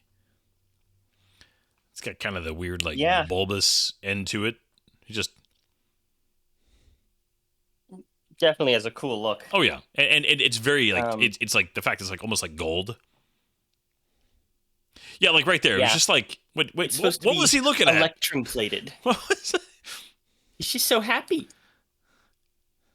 But yeah, he immediately kills I used to know their names, but Dicey Tin is one of them. yeah, One of them yeah. I don't remember, and Because then he the other was one's like the Kid big Fisto. I have the shit book. I have guy. the encyclopedia to this. Yeah, The little because the guy visual with the encyclopedia. horns. You know why they? He, do you know why they lost? I just realized this. It's because they didn't drop their robes first. If you're gonna fight serious, you got to drop your robes first, and that means You're right. You're I'm right. taking this fight seriously. In order to really successfully Dude, Mace fight, Windu you was need to vapoting disrobe. so hard right there in Sidious's face. He was like hardcore vapoting. Are you, Brian? Are you familiar with Vapad or Vapod? I've read about it, but it's I mean Yeah. I know that it's like flirts with the dark side and the whole Shatterpoint Yeah, thing. basically, yeah, exactly, yeah. Yeah, it's his own homebrewed lightsaber form. Ooh, so Call it dramatic with the homebrew. window. That makes it seem less than. Seriously though, there's some deleted choreography scenes that you can go watch. They had to do the choreography for Ian McDiarmid in like a day because George Lucas was like, "No, I want Ian to be able to do some of his own stunts. Let's redo this whole thing." They had a much bigger battle planned, and it's genuinely a loss. But yeah, because Look at his hands. Like, he's cocked up. He's ready to zap. Like, look at his hands. He's, like, ready. He might as well have just, like, pulled... He might as well have just cocked the gun, dude. Yeah. his face is so, like, weird here. Just... Yeah, I kind of hate his face through this scene. Yeah. Well, I like his face better when Mace gets done giving him recorrective surgery. Like, I didn't even think about the idea that Palpatine had to go through something also. I remember my dad going like, "Oh yeah, I'm really curious about what they're going to do with the movie. We got to find out how Anakin gets into the suit and how he gets hurt and how did the Emperor get that way?" And I'm like, "What do you mean how did the Emperor get that way?" It's just like he's been like burned or mutilated somehow, and I'm like, "Oh my gosh, he has been burned or mutilated somehow." And I didn't even realize it. I was like 13. I was a stupid 13-year-old. So I almost feel like Mace is like actually being pretty calm in this situation. Like he I don't know. It's I love that Anakin is the one here who's all like, I've killed a couple people, that I shouldn't have, but I'm gonna draw the line here. Yeah. Well, he wants Palpatine alive because he wants Palpatine's knowledge. Oh yeah. He also has a rivalry with Mace Windu because Mace Windu was always kind of a dick to him because Mace Windu was thought to be the chosen one at one point. Also, one of the things they go into in several books, but especially the Revenge of the Sith novelization, is that Mace Windu has, much like Anakin has a connection. He has a relationship. He has a attachment. That's the word that he's having trouble letting go of. Mace Windu has an attachment as well, a deep one that he considers almost like his wife, which is the Republic. He is obsessed with guarding and safeguarding the Republic as much as Anakin is obsessed with Padme. I do like the detail. Doing. I do like the detail there of Anakin, like when he kind of falls backwards, of him dropping his lightsaber. There's a little detail that helps that kind of sync that he has there be really effective. See, this is where I don't know. I get it. I don't love that we go from like, what have I done to like, I'll be a Sith Lord. Well, dude, what's his future? I He don't just know. killed the second in command of the Jedi. No, I get it. His only chance. Yeah. Yeah, now it is. What do you guys think of the idea that Mace Windu is alive? It's interesting. No, Yeah, I want him to I stay don't dead. care. No, I'm not saying I I want Star Wars everyone that's series been will ever fulfill. stabbed to stay dead. but he wasn't stabbed. But he wasn't stabbed. Doesn't matter. Everyone that He was flashback. that would have been like, you know what? It would have made me the most mad is if they brought back. Wasn't it Tech that died in Bad Batch? Yeah. If they would have brought him back in the final season, I would have been pissed. Same. Right? So, like, they have all these characters that get these serious injuries and then they don't kill them because reasons. Like, Because they want to still use them. think of the impact Qui-Gon had after death. He Yeah. helped Yoda figure out how to live on after. Obi-Wan, Luke. Like, Luke wouldn't have gotten the training he needed. Just saying. Mhm. No, Like- I'm 100% with you. I want dead characters to stay dead every now and again, you know? Pull a rug out. And be like, this character's not actually dead. But that's one of the things people give the current creative executive for Star Wars flack over, Dave Filoni. A lot of people unfairly criticize him, but one of his fair criticisms is that he doesn't want to kill off any of his characters, even in circumstances when they should have died. Well, and yeah, that's just, it's for the good of the series. It's not, and I think that's the challenge, right? Speaking of attachments, sounds like Dave Filoni's attached to his characters. Right? Like, he's the one who wrote the whole Ahsoka series. So what's her face getting stabbed through the stomach with a lightsaber and living? That was him. All him. Yeah. Yeah. Well, and here's my thing. Why stab her in the stomach? Take an arm off. Do that. Who cares? That's easy. In fact, I 'Cause you think take that would him have out of been the more fight. You take him interesting out of the for her. fight with the yes. Because then you can give her a cool bounty hunter arm that can have built-ins, dude. How dope would that be? And also, it would Anyway. help her to learn about attachments and anger. And they have her training with, like, faux lightsabers and stuff. It gives her a reason to have to take the training back to zero. I think it just would have been better altogether. Yeah. Anyway, one thing I was gonna say, like, Mace is probably,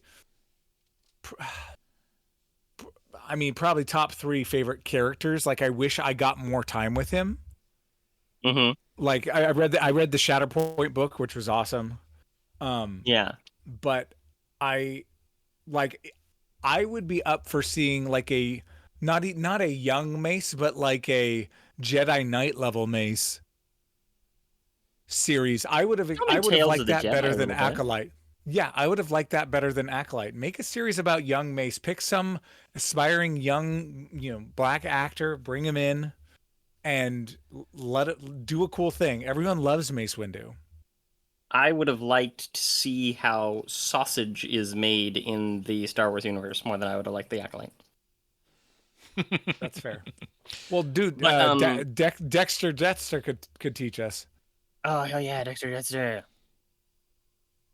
I love me some Dexter. But, Nightfall. This is referred to in the lore as Operation Nightfall. God, the music. Did they just getting take into that Imperial right? March. Did they just take that right out of Batman? I'm just saying. Operation Nightfall? No, Nightfall. I mean, that literally is the name of the comic where Bane breaks his back, and Yeah, but that's Night with a K. What about Destiny? Maybe that's where Destiny got the term Nightfall. The Nightfall strikes. Yeah. It's almost like Nightfall's a word, I know. a very evocative word. Yeah. So I just, I think this is all like super effective. The Order 66 stuff. I mean, I like all this. I don't know why the speed at which Mace goes out the window and Anakin's like, "Yep, I'll be your new Sith apprentice." For whatever reason, that always just struck me as it felt rushed, even though it wasn't a fast scene. I don't know. It's just something. I wish I could articulate it. I do actually better. agree with you. I've always had a similar feeling, but I also can't sit there and fault them for it overly much. Yeah. It needed to happen fairly quickly, and the reasoning is there if you really think about it. Like he's out of options. Yeah. But at the same time, it doesn't feel quite right with the pacing. See, the clone should know. If a guy falls in the water, he's never dead. here's my Have they ever problem. watched a movie before? No, but hold on. How does Obi-Wan already know? Like, you fall in water, you just come back up for air. You know what I mean? Like, he stayed down there. The novelization had him sense it, much like you see Coyote Mundi doing here, where he senses it at the last minute, and he actually watches the bolt come up to him. They do significantly change Commander Cody This is in the from the saddest novel death right here. Only This because is the she's saddest hot. one. This is a really pretty planet, though. Hey, this Well, is the each- only skin we get in this whole movie. Oh no, Okay. walking into the ballet, there was Each one the one lady coming up the stairs. Um, each one of these Jedi Masters has a story behind them as they're going through Order 66 from the clones' point of view. That's really good. Coyote Mundi was hated by his clones because he treated them like they were objects. Ayla Secura was loved by her clones. And so they actually made sure that she died very quickly. Poor Plo Koon. Plo Koon, they knew that they had to take him out in the air because he was a good pilot, but nobody could beat him on the ground. Yeah. I don't remember who this lady is, to be honest. One thing that made Order 66 amazing was the final season of Clone Wars. I like just getting to see that from Ahsoka's point of view, and just the whole like struggle in the clones like made this so much more real. Yeah. Which I'm not the biggest fan of the whole mind control thing until that scene, because I just felt that it was kind of a cop out that the clones were pre-programmed and couldn't resist. But then that scene made that better. I love seeing the variations of Order 66. They're all good. Yeah. Bad Batch did it. That was really interesting. Yeah. Oh, I love Bad Batch was playing it in Jedi Survivor. Fallen Order. Yes. Or Fallen Order, my bad. Yeah. So good. Yep. Here we go. Here it is. Most legendary scene in all of Star Wars. In all of Star Wars? Get out of here. It's not even close. I meant the Not prequel. even close. I meant the prequel. Not even. Is it? Is it I better think than so. their fight scene on Mustafar? Heck no. Yeah. No. Legendary, not better. It's still not. It doesn't touch the fight on Mustafar. Yeah. I don't know. It doesn't. I think It more doesn't touch people- him cutting Mace Windu's hand off and the surprise on Mace Windu's face, And hearing Samuel Jackson and going, then him getting tickle fingered, and then him getting tickle fingered to tickle-fingered. death. Tickle fingers. Yeah, right. See, if we Destiny didn't joke, have don't play the that game if you scene, don't we know it. wouldn't have had tickle fingers in Destiny. I'm just saying. You're probably right. You actually are probably right. Okay, and then Jimmy Schmitz just shows up. Like, this whole thing was set up in Padme's subplot. Why is he suddenly there? Looking real good for a senator, especially in that leather jerkin. I'm just saying. But yeah, it was weird that he's just suddenly there, you know? And here you have George Lucas's son, Jet Lucas. He wanted to be a Jedi. And this is what almost got the He movie never rated made it. R, because they just flat out gunned down this Jedi, who actually looks a little bit like my nephew now that I think about it. My wife's nephew, so technically my nephew. Well, see, he Worry had his about him, rebreather. let him go. He's not part of Order 66. No, you don't get to kill him. Just Well, saying. he's also a sitting senator. That's going to cause problems. Yeah, but yeah, you don't even need the dialogue because he's not your target. Yep. I always I like don't these. know. That type of dialogue is what people use. Ooh, This scene always weirded me out. ATSTs. What is the point of this scene? Is it just to establish, we're back on Kashyyyk? It's not a bad scene. Even since the first time I watched it, I was confused as to why we're like following these troopers looking at dead Wookiees. I like that they have like a little, escape pod sitting here hiding away. Yoda-sized escape pod. Yeah, because a Wookiee is not going to fit in that thing. But I actually wish that they didn't use Chewbacca. I think it was a little bit convenient. Really? Well, and it was. You I know? mean, Wish it I was think it Han was Solo? definitely just the fan servicey thing, Yeah. Han Solo was going to be in this movie. Yeah. Thank God I know. he showed Or restraint. like 10-year-old, yeah. Mm-hmm. So, But I mean, why think about it. Han not? Solo's sitting there. Sorry. Why not Chewbacca? He was there fighting.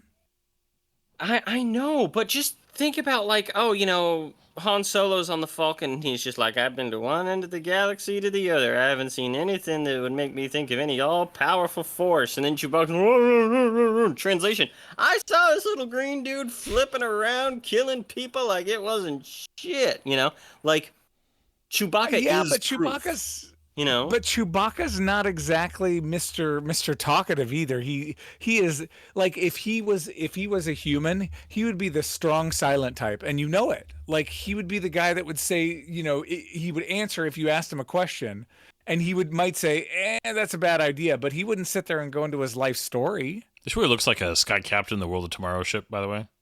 Right. Well, that and the way they met in Solo, like they're not. And I'm no offense, Han's not Mr. Feelings either, so I don't think they're sitting there in the cockpit talking about, what they did on their 9th birthday or whatever. And Chewbacca's also lived a couple hundred years at this point. Or how old? I know I don't Han remember. is like He's his older. third dog. Yeah. Yoda was his second. There we go. But I don't know. I feel like inserting Chewbacca into the middle of this was a weird choice, and I didn't like it. I think, honestly, I don't disagree, but I can see where it's like, we want to do some other planets, so it'd be cool to show Kashyyyk a little bit. And if we go to Kashyyyk, I mean, people are going to want to see Chewie. I think it was as simple as that. And they didn't overuse him. It's not like they made him, like a big hero or do something where it's like, That's so interesting. Yeah. Attempt to assassinate the Chancellor myself. Yeah, okay. I mean, he did. So one of the things that they go into in several different things, both novel and other stuff, is that at this point, Anakin is hoping so hard. He is gaslighting himself backwards and forwards in order to justify his own actions. Which I think is pretty great. Well, that's where I think that, the scene where he turns and some of this, that if there had been some way to show it better, that he's still very much in conflict right now, it would have helped. Yeah. Because as much as that could be inferred, it's not really shown where he's, it just looks like he fully embraced, like, yep, all these kids need to die. Like, I'm fully on board with this plan. And in reality, that's not where he was yet. He, like you said, he felt forced. He felt very cornered, very conflicted. And I wish they had found a way to show that in the movie a little bit better. I agree. I very much agree. I don't hate the way it's done. But no. Could it have been done better? Yeah. You just told C-3PO, and man, Anakin looks like hell. That's exactly what that dialogue choice was. Well, he's been under a lot of stress. Does Padme's man, R2D2. Is it? Do I miss something, or does Padme's pregnancy progress really fast as far as how much she shows? So there's two schools of thought in that. Okay, some think that it was just supposed to be very well hidden. Others, such as like scripts and stuff, and I don't recall exactly in the novelization, but this movie appears to take place over the course of about a week, maybe like 3-4 days, maybe as long as a week. Yeah. When it was supposed to be like 2 months. Yeah, that makes more sense. Real quick though, my understanding is Obi-Wan and Anakin were gone for a while. And so when he's seeing Padme at the beginning of the movie, it's been months since he's been home. That was my understanding.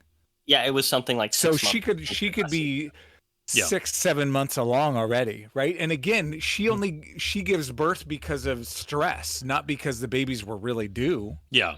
I just meant like, think about it, right? In the last two outfits she had on, she wasn't showing very hard. And then when she shows up here on Mustafar, it's like, oh, wow, okay, you're 7-8 months. Maybe Nabooians have like different wombs. Dude, well, she wanted to go set up the baby's womb in Naboo. I did get super nostalgic when I saw this movie about seeing the inside of, is it the Tantive 5? The Tantive 5, but this is supposed to be the Tantive 2, I think. Really? Is it 5 or Tantive 4? It's 4. I thought it was the, it's 4. the You're right, same. it's 4. IV. Well, because it's the same Block Runner, right? Same Blockade Runner. style. Yeah, Blockade Runner. Yeah. It's not the exact. Carillion Blockade but Runner. it's like- Brian, No, I get it, You know boy. what? Get it. This ship has like You impress 4 me. different, like names. 4 different models. Oh, you're just gonna sit there and go, it's the Enterprise, right? It's like No, we're no, talking no. about the D. You're looking at the A. No, what I mean is so is this not the same ship? I thought this was like passed down to Princess Leia basically, but it's a different. It is not the same ship. It's not the same Blockade It is, Runner? it's her dad's That's a beamer. different. That's a different you know? actor for Masamita. It is a different actor from Masmita. But I definitely got nostalgic for when I saw this in theaters of seeing the internal corridors again, and in some of the Yeah. behind the scenes, George Lucas and Anthony Daniels were talking about like, yeah, we're the only ones, who were here at the very beginning on this, not the exact same set obviously, but the same design, and just like, here we are again. It's like poetry. It's like a tone poem. Look at that. Yeah. The effects for Mustafar are really good, by the way. I mean, the blend of like practical. I love the behind the scenes showing how much practical work was done for plates, Yeah. and then how much CG obviously was done to enhance them. But really effective. and they used effects footage work. from a real eruption. Yeah. Mount Etna. Yeah, Yeah. they did. Yeah, that, and then they actually did a lot of And- actual and- like fluid with like lighting and stuff and models, and then yeah. obviously see. But And this was supposed to be it's George good. Lucas's representation of hell. Yeah, I can see that. it's guys I don't know. It doesn't look like The Last Jedi. gonna get their comeuppance. Whoa. Yeah. Look at these like Nemoidian guards. I mean, they're obviously like, what do you call it? Mannequins. But they look good.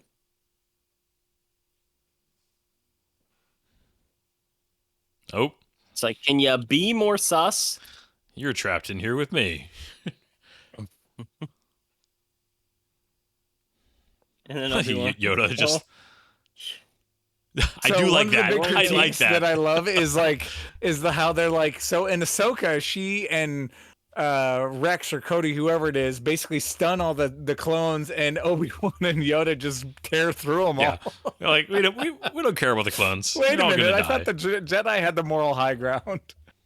Like, okay, remember the pilot, kind of, the non-movie first episode of Clone Wars, and it's Yoda, and he's like getting to know the clones and stuff like that, and he's just like, matters to me, it does. And then they cut to that scene. So the line coming up is almost cliche at this point, but it's still a very good line. With thunderous applause. Yep. Mm-hmm. Dude, the amount of times that people in the last couple of years here in America on both sides of the political aisle have played that scene in places online is hilarious. Oh yeah.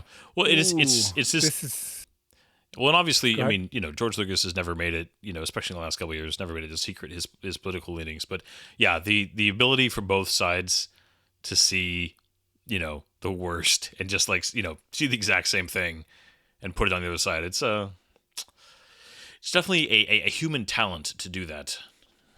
Right? Did you know Steven Spielberg helped with this movie? Did he?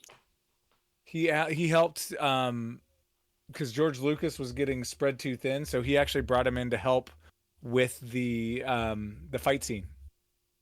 Are you serious? Really? I did not know Yeah, to help design some sequences during pre-production. This was partly because Spielberg wanted the experience of using the pre-visualization techniques pioneered by ILM, because he was going to use them for War of the Worlds. It was also because Lucas felt his roles as writer, director, and producer and financier were taking too much of his time, and he needed another director to bounce ideas off of. Spielberg's main contribution was the climactic lightsaber duel between Obi-Wan and Anakin. Really? You see, it's And interesting you did say you that know- because I never really think of what's his face as like particularly action heavy, like good at like war films and stuff. But But not like duel. he does understand an action scene that has How to make it look good. Yeah. well, but also too like having emotional beats in an action scene. Pacing and yeah.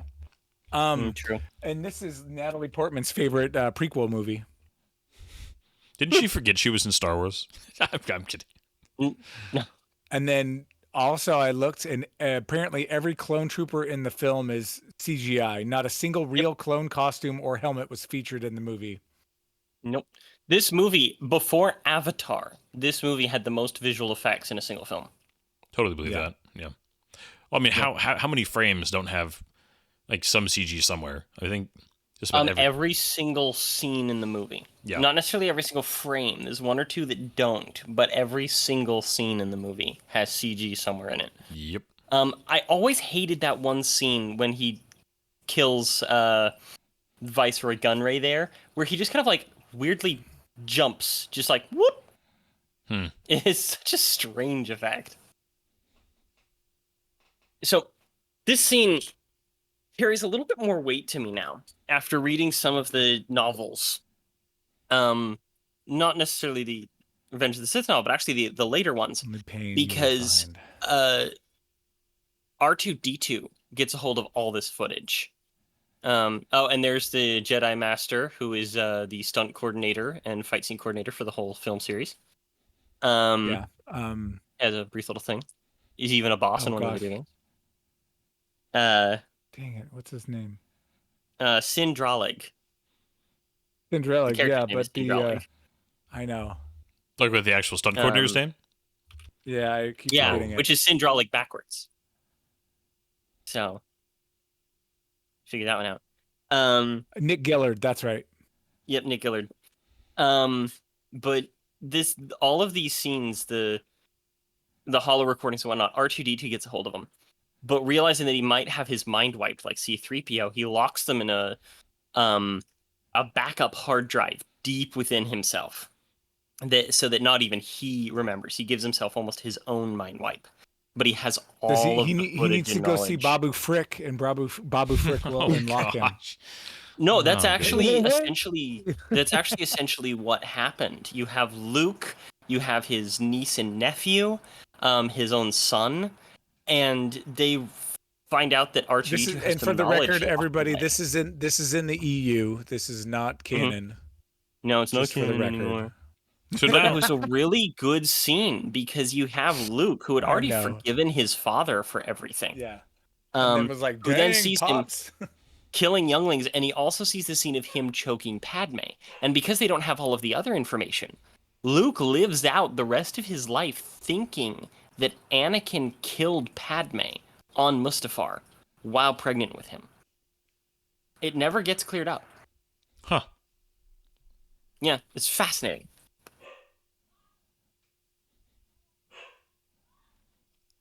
Apparently, there were some bloopers because Ewan McGregor had trouble with the line of killing younglings, and he kept laughing.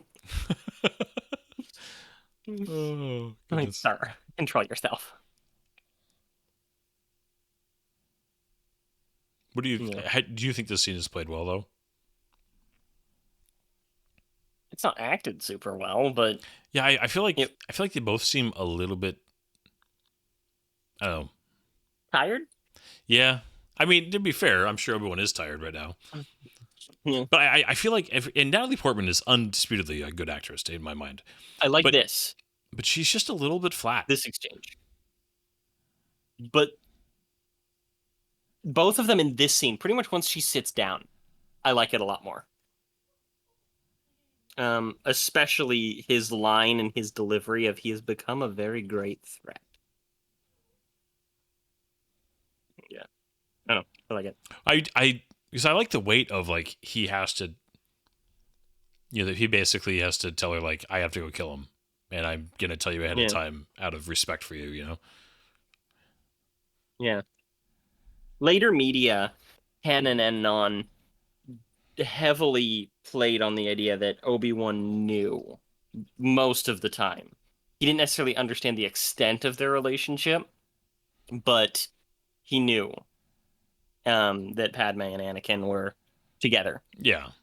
And so that line kind of stands out, but I still like it. So I can't remember, was Vader told to wait here? Was he just like chilling, just waiting for Obi-Wan? Did the Emperor tell him to? Yes, he was told to wait. Stay? Actually, okay, that was in the dialogue. Okay, I must have missed that a little bit. Yeah. God, the music. Crying like a little bitch. I'm just kidding. Wow. Okay. Hey, don't Oh, ever. here's one of the things don't that was ever pointed tell out. Darth Vader I said that. Okay. I'm just kidding. You just hear heavy breathing behind you. Don't do that. Don't do that. I'll have So- bad dreams. There's a thing that was pointed out in that, like, when Anakin goes full evil, he gets the Sith eyes, right? Yeah. His eyes aren't Sithy when he does the youngling thing. His eyes are blue.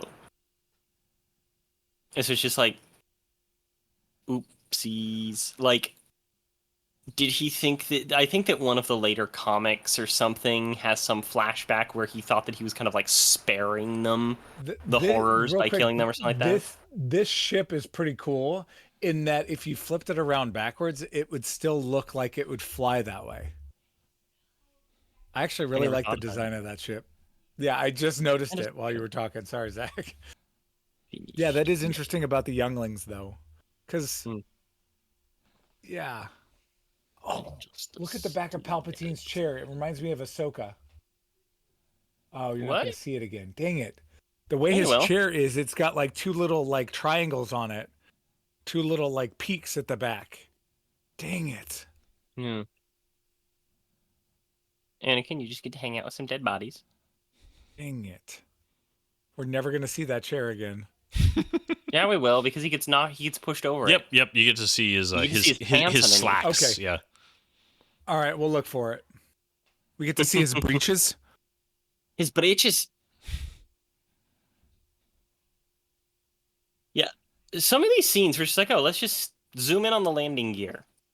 Is weird. I mean, I feel like it's But just I it's the like it's it. the film. Yeah, it's the filmmaker's version of how many shots have been done of a vehicle that pulls up to where it's just the headlight in the frame, and then it turns off. It's like a checklist. It is. It's like a checklist. Everybody does it. Yeah, It's it's like- somewhere in the rules of Hollywood. It's written that it's a requirement. You know, you just got to do it. You got to do the shot of the headlight turning off or the landing gear like touching the ground and having that little recoil. You know, it's That just is such a weird outfit. I like it except for the pregnancy part. Like, it doesn't look like a good Oh, it's maternity super outfit. cute. It looks like a great princess outfit, but it doesn't look good as a maternity outfit. Oh, the ADR in this scene is bad. See, I've also have a little bit stuck in my head of the if Revenge of the Sith was a musical, like dubbing in this. Have you guys ever seen that really video? good though. It was good. I sent it to you. Yeah, it just it's like I keep thinking of it, and it's like it's not helping with the dramatic tension. No, it's really not. All I want is your love. My new powers can do that. I'm pretty sure by definition he's not a good person anymore. Just saying.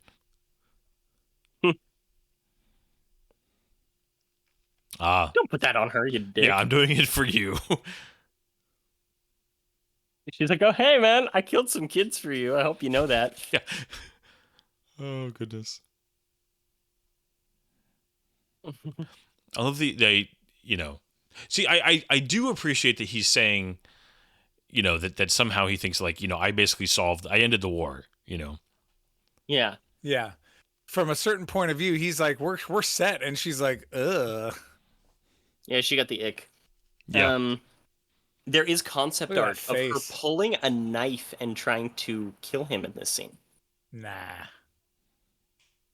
They wanted to make her more Princess Leia-like. No. Have a little bit more of that At this point, grit. she's carrying a baby. Let her nest.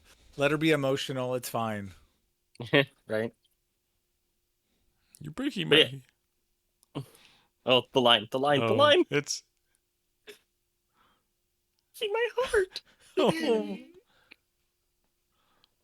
And My mom and I will still quote that at each other. Oh yeah, it's yeah. Do you think that it's realistic that he like starts choking her, like kind of the turn of like I'm gonna kill you? Yes. That's how Yes. that's how young boys' emotions go. No, that's how psychopaths' emotions go.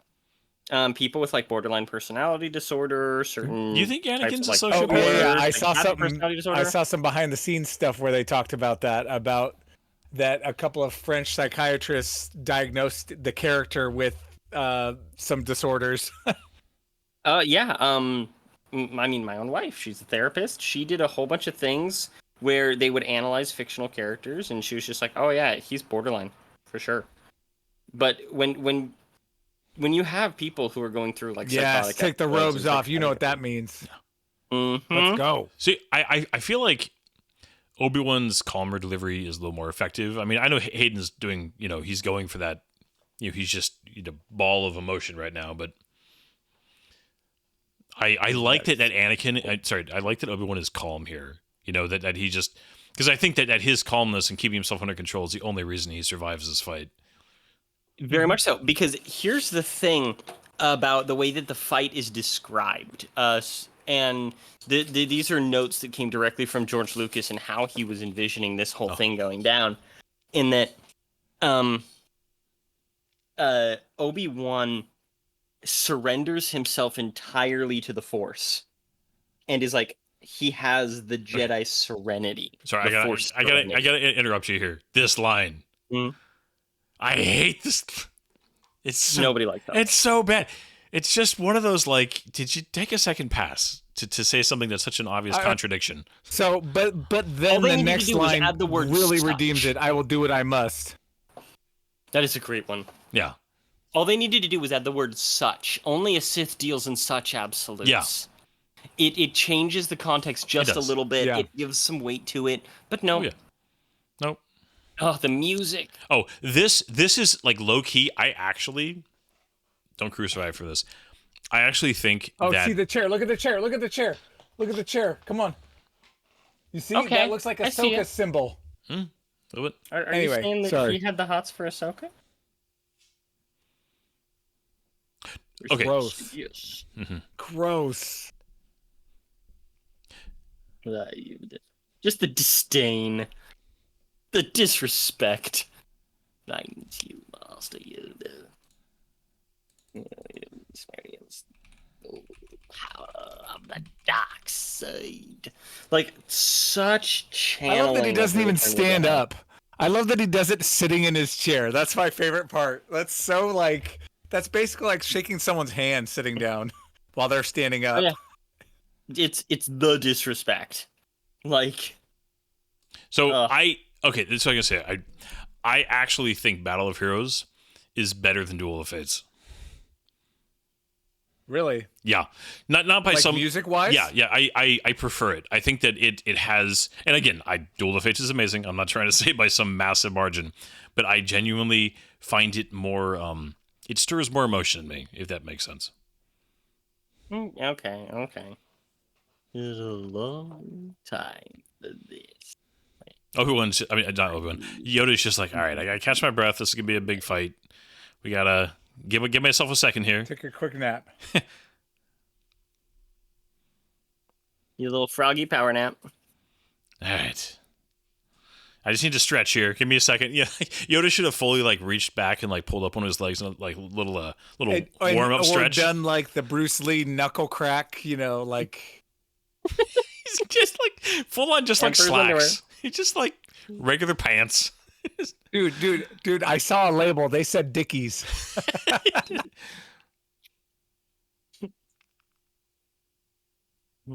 Powerful you are, Wiley. Stuff. Didn't his Palpatine's lightsaber go out the window when during his fight with Mace? I mean, he probably had I'm some sure extras. he's got piles of them. Yeah, he probably doesn't feel the same respect Especially for now. his lightsaber. I don't know. Like, his was a very valuable lightsaber. It was ornate. It was really showing his aristocracy. I will say, that's- we were talking last week about his fight with Dooku. Not that this fight's not without issues, but I do think it's a better representation of like how like a real fight with Yoda and if somebody regular sized would go. I agree. Little kick. Like, how did they get on the table? What did we miss? So But again, this is another one of those. Sorry, I was gonna say just the Battle of Heroes here. When the choir kicks in with this, I feel like it's just really powerful. It is really good. This is one of those things that, again, this makes the sequel trilogy worse for me. Because they don't have anything like this. No. They don't No. have a climactic duel in any No. of them that has anything None even of them. approaching this. No. Not anywhere close. Like, I was kind of glad that they didn't go overboard at the end of Force Awakens because it gave them room to go up, but then they never topped Right? it. Yeah. Because, Well, like, and that's the thing. duel You on never the got Death Star another. was... Yeah. You never got anything better. No, the duel on the Death Star was interesting enough, but it was nothing that you wouldn't see in a TV show, and it had no great music to it. No, for as much as I have lots of issues with the Acolyte, it had better lightsaber duels than the sequels did. That's one of the things that I will say. That's the bar's super low on that. Because Balin's skull versus Ahsoka was pretty damn good, you know? Yeah, that was good. I liked it. Well, it was a way to realistically show how somebody, could be a threat to Ahsoka. Stronger. Yeah. Yeah. By just being brutish. Well, first, you just have to be Ray Stevenson. Yes. I always wondered. Okay, I love this is a weird nitpick. The biggest issue I have with this fight is why does Yoda, when he finally grabs one of these things, why does he spin it? It doesn't do anything better. It just looks cool as a movie. It doesn't. Okay, it's not going to fly right? better. It's momentum. It's momentum. No, he can't stop pure momentum. This is making it so that he has to dodge. He can't stop it. It takes too long, mind you. No. You could have already thrown it 3 times by now. That's not how physics works, Zach. Actually, kind of is. The spinning wouldn't make it hit harder. It wouldn't make it hit harder, but it would be more difficult for Palpatine to stop through pure force. I do like this, though. Yeah. This kind of like... love this. The music with the shot where Yoda kind of pushes back again a minute here. Oh, it's good. That shot this right came there. out a year... This came out a year after Goblet of Fire. Harry Potter and the Goblet of Fire. And I kind of wonder if he was just like, hey, that wand thing they're doing is kind of cool. I wonder if I could do that with the Force. Oh, this sound. Oh, it hurts to hear, but in like a good way. Aw. Now, do you think Yoda left here because he genuinely didn't think he could beat Palpatine? Yes. Yes, I do. And he's completely outnumbered at a certain point. Like, he doesn't have his lightsaber. Like, but it's nothing, like it's in the room somewhere. I always wonder with like Jedi, do they have to be able to see the lightsaber to be able to call it to them? Can't they just like have some kind of, like it's in here somewhere? I'm just, it's like Thor's hammer. I'm just gonna reach my hand out. It'll get to me eventually. It's like those old. It's the old samurai that have like their sword scabbard attached to, or their sword attached to like a string, so they can pull it back to them, right? It's, if I recall, the way that it was described in the novel is that Yoda could sense that Palpatine's joy, because they were so evenly matched. Oh, there's the shot. Yeah. Palpatine's joy at being better and beating him down a little bit and kind of going toe-to-toe with him and having fun in the battle was making him stronger and stronger in the dark side. While Yoda was feeling his age and he was getting weaker and weaker, not because he wasn't strong enough in the Force, but because he's just an old man. Yeah. And it was inevitable that Sidious would win that battle.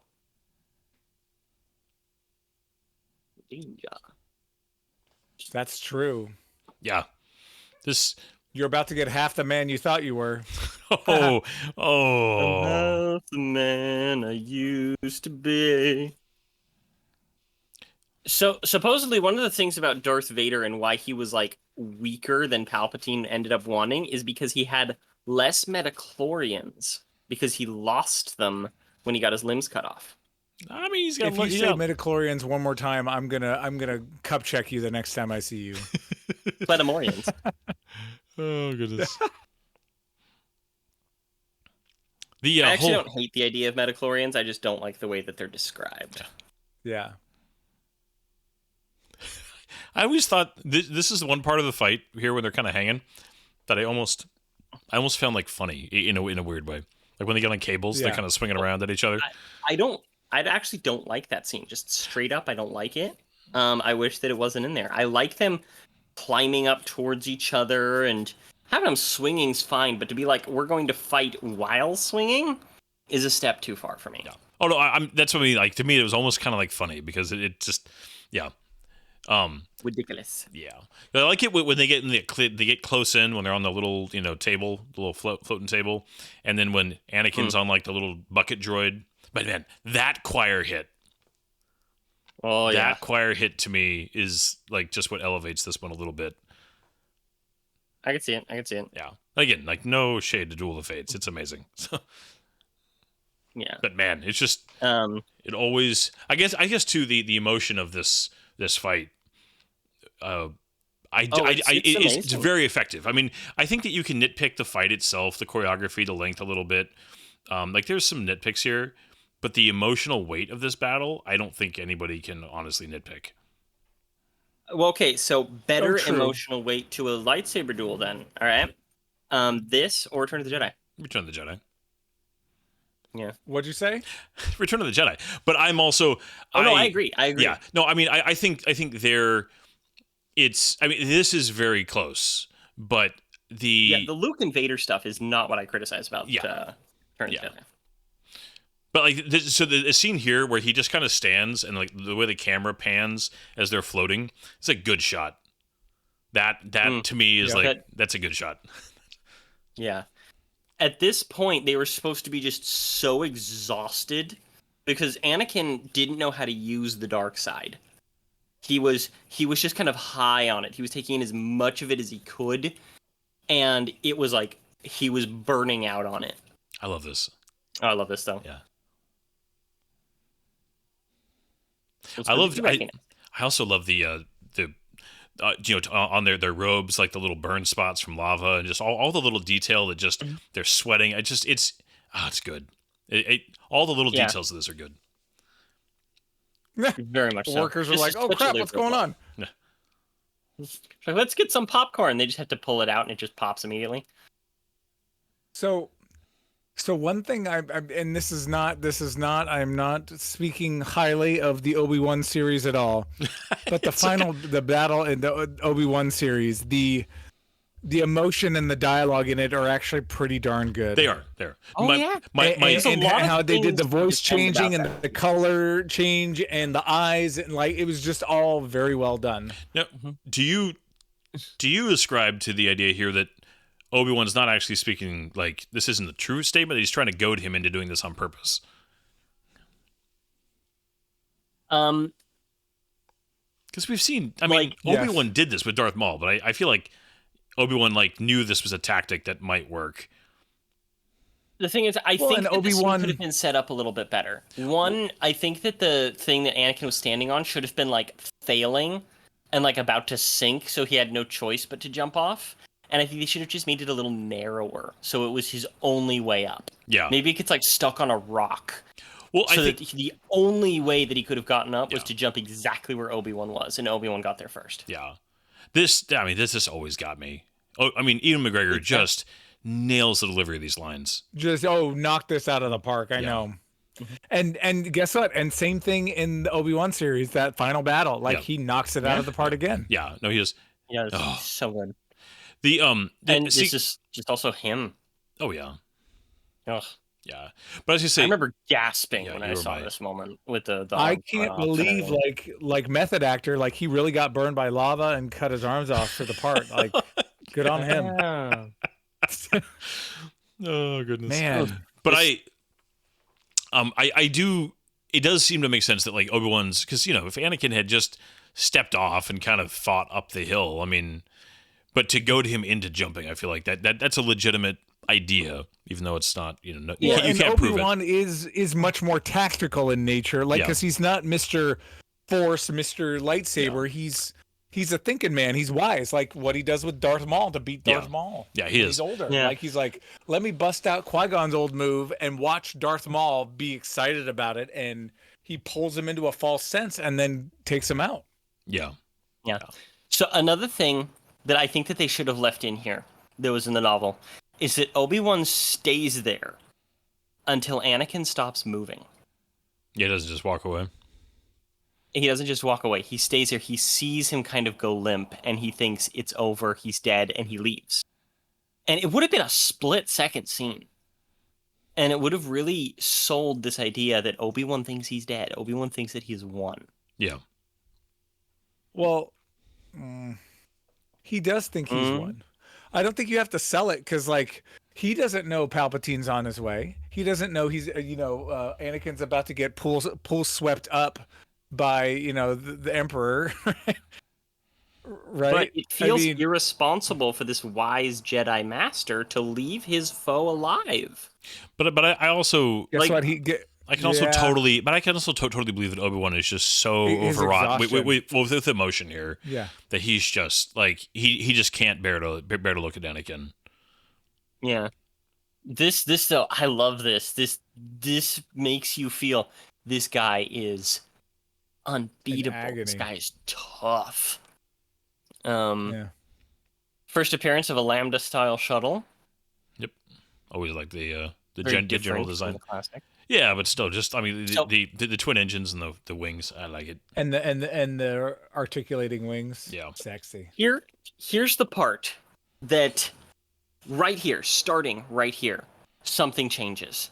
They couldn't communicate this on film, but the original intention, all the way into the old notes, is that the Emperor senses that Anakin has this strong connection in the Force to somebody else who is also minorly Force sensitive. And he knows that it's Padme, and he's been exploiting that the entire time. But now, right here, he exploits it one final time. And he begins drawing Padme's life force into Anakin to keep him alive. And that's why Padme's dying. Because her Whatever. bond to Anakin That's is tough. like a force bond know. enough that he's siphoning her life to keep him alive. Wait, so are they a Force dyad? Oh god. Yes. Because this I'm goes back teasing, to like yeah. early stuff with like KOTOR, okay, between Revan Yep. and Bastila, 2001 and earlier, even in the novels, the full, two people being connected through the Force. So I don't know, I like it. I think the Falcon flew through here later in Empire. Oh, dude, Battlefront 2, this was the greatest map. I love this map. Polis Massa. It was Polis Massa, but the accent of the guy that they have, he goes, Polis Massa. Loved it. Yeah. So, but if you look at the way that these scenes are shot, you see them kind of, there's a mirroring. So much A rain. poetry. A tone poem between poem. Anakin and Padme. Padme. Yeah. She's Life in a being little floating created and life ending. Okay. What do you guys think about the whole like she's dying even though there's nothing wrong with her? You I see, mean- if they had been able to I don't know how they would like have shown that. communicate what I was saying, Yeah. but they couldn't. Yeah. And it's Yeah, I think see, I because struggle with that.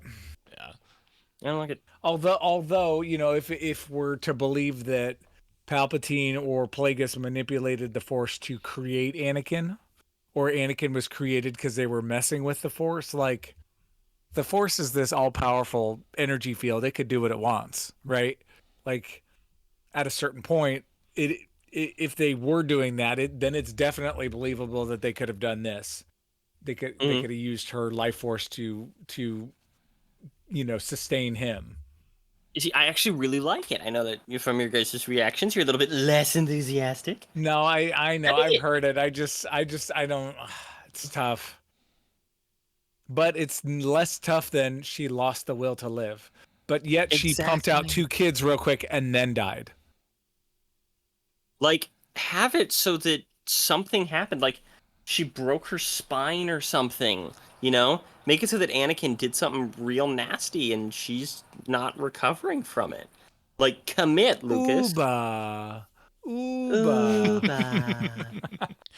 Oh, I joked about doing that to my wife if she's ever in labor. She said that she would force choke me. Dude, hey, just for the record, yeah, that's not the time to joke around. I promise you. I promise you, it's not. Hey, if there is one thing that I am known for, it's joking around at the wrong time. I did always That's like fair. this shot. Yeah. So good. Not the wider shot. Like this one is coming down towards the camera. Oh, 100%. No, I love that shot too. That reminds me of Zerg Vision from Toy Story 2. Gosh. And then the breath is. It comes I up very loved the scene of it going The down onto seal. his head. Well, this was the teaser trailer. Do you guys remember that? soon. Oh yeah. The friggin' breathing. Ugh. So good. Now, did they need Oh my gosh, I cannot believe.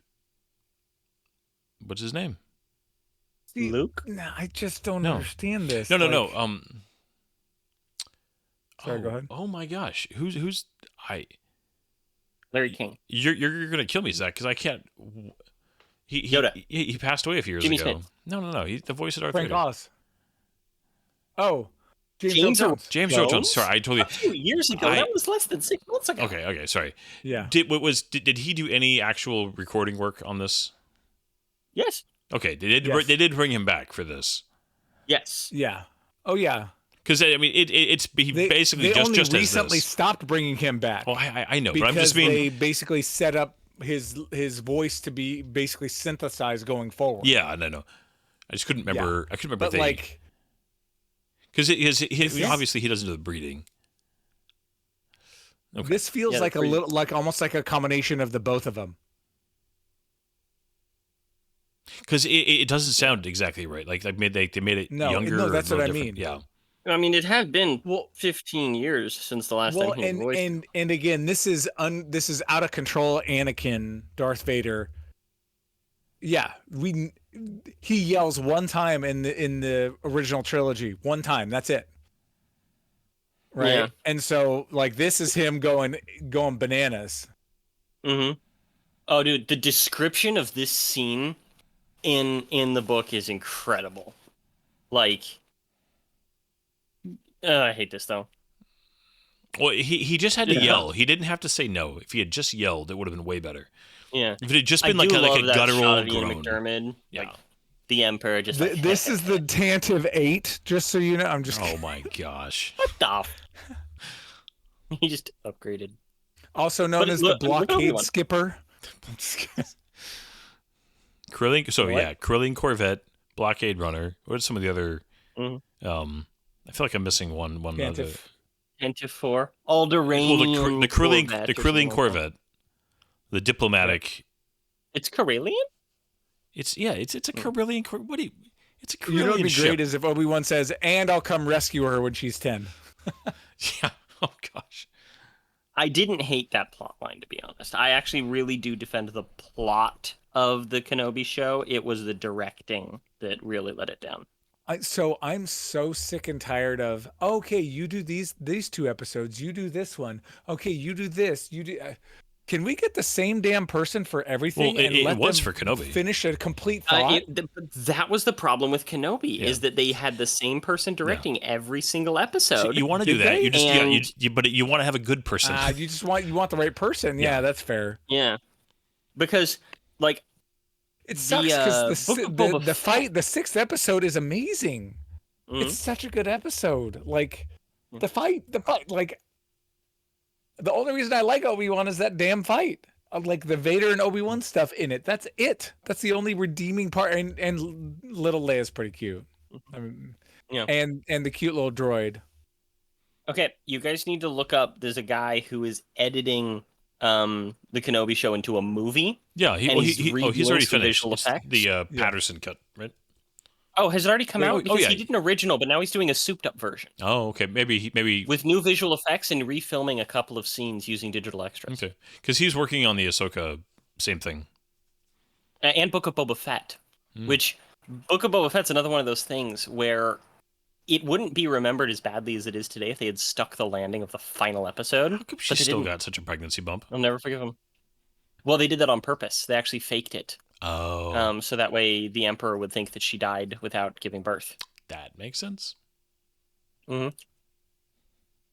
There's a comic book series about Darth Vader in the 20 years in between where he actually goes to essentially exhume her body in order to see if, because actually it was in between original Star Wars and Empire. He goes to exhume her body to find out if she had kids, and he ends up finding that it's already gone. And there's all of her handmaidens and stuff have formed like a secret society intent on killing him in revenge for him killing her. Pretty good run. Oh my gosh, dude, you rocked my world with this Patterson cut of Obi-Wan. You didn't know about that? Oh, no. Okay. You should, I shared it with you guys at least once. Oh, yeah. No, I mean, I've known about it for a while. Yeah, we definitely there's talked two about it. different ones. There's two One of them's the different... enhanced Or is that version. just... Okay, let's see. But I love this Patterson guy. Kai Patterson. Mm-hmm. I like this scene. Yeah, I This also like just it. shows you Alderaan for the first time. It's Yeah. beautiful. Well, and just And the theme. Yeah, you just get the little connective tissue here, which I like. And then we get the scene that George shot while he was shooting Attack of the Clones. Yeah. In a second here. Wait, we're not quite there. Sorry, I jumped ahead. Here we go. So this scene right here was photographed, like all the photography. There is a scene, this right here, was filmed on a green screen. But this right here. Yeah, because they can keep contains his hood on, and they don't need to change his wig. Yeah. Exactly. So everything that shows McGregor's face with that beard cut was green screen. But this and so those two scenes, those two frames were dude, filmed. the cloak looks like a different color a little bit. Yeah. Well, then of it course is. you got to have the binary suns and Mhm. see this. Oh, you need the Oh yeah, you need that perfect ending. those horns. Mm. Yeah.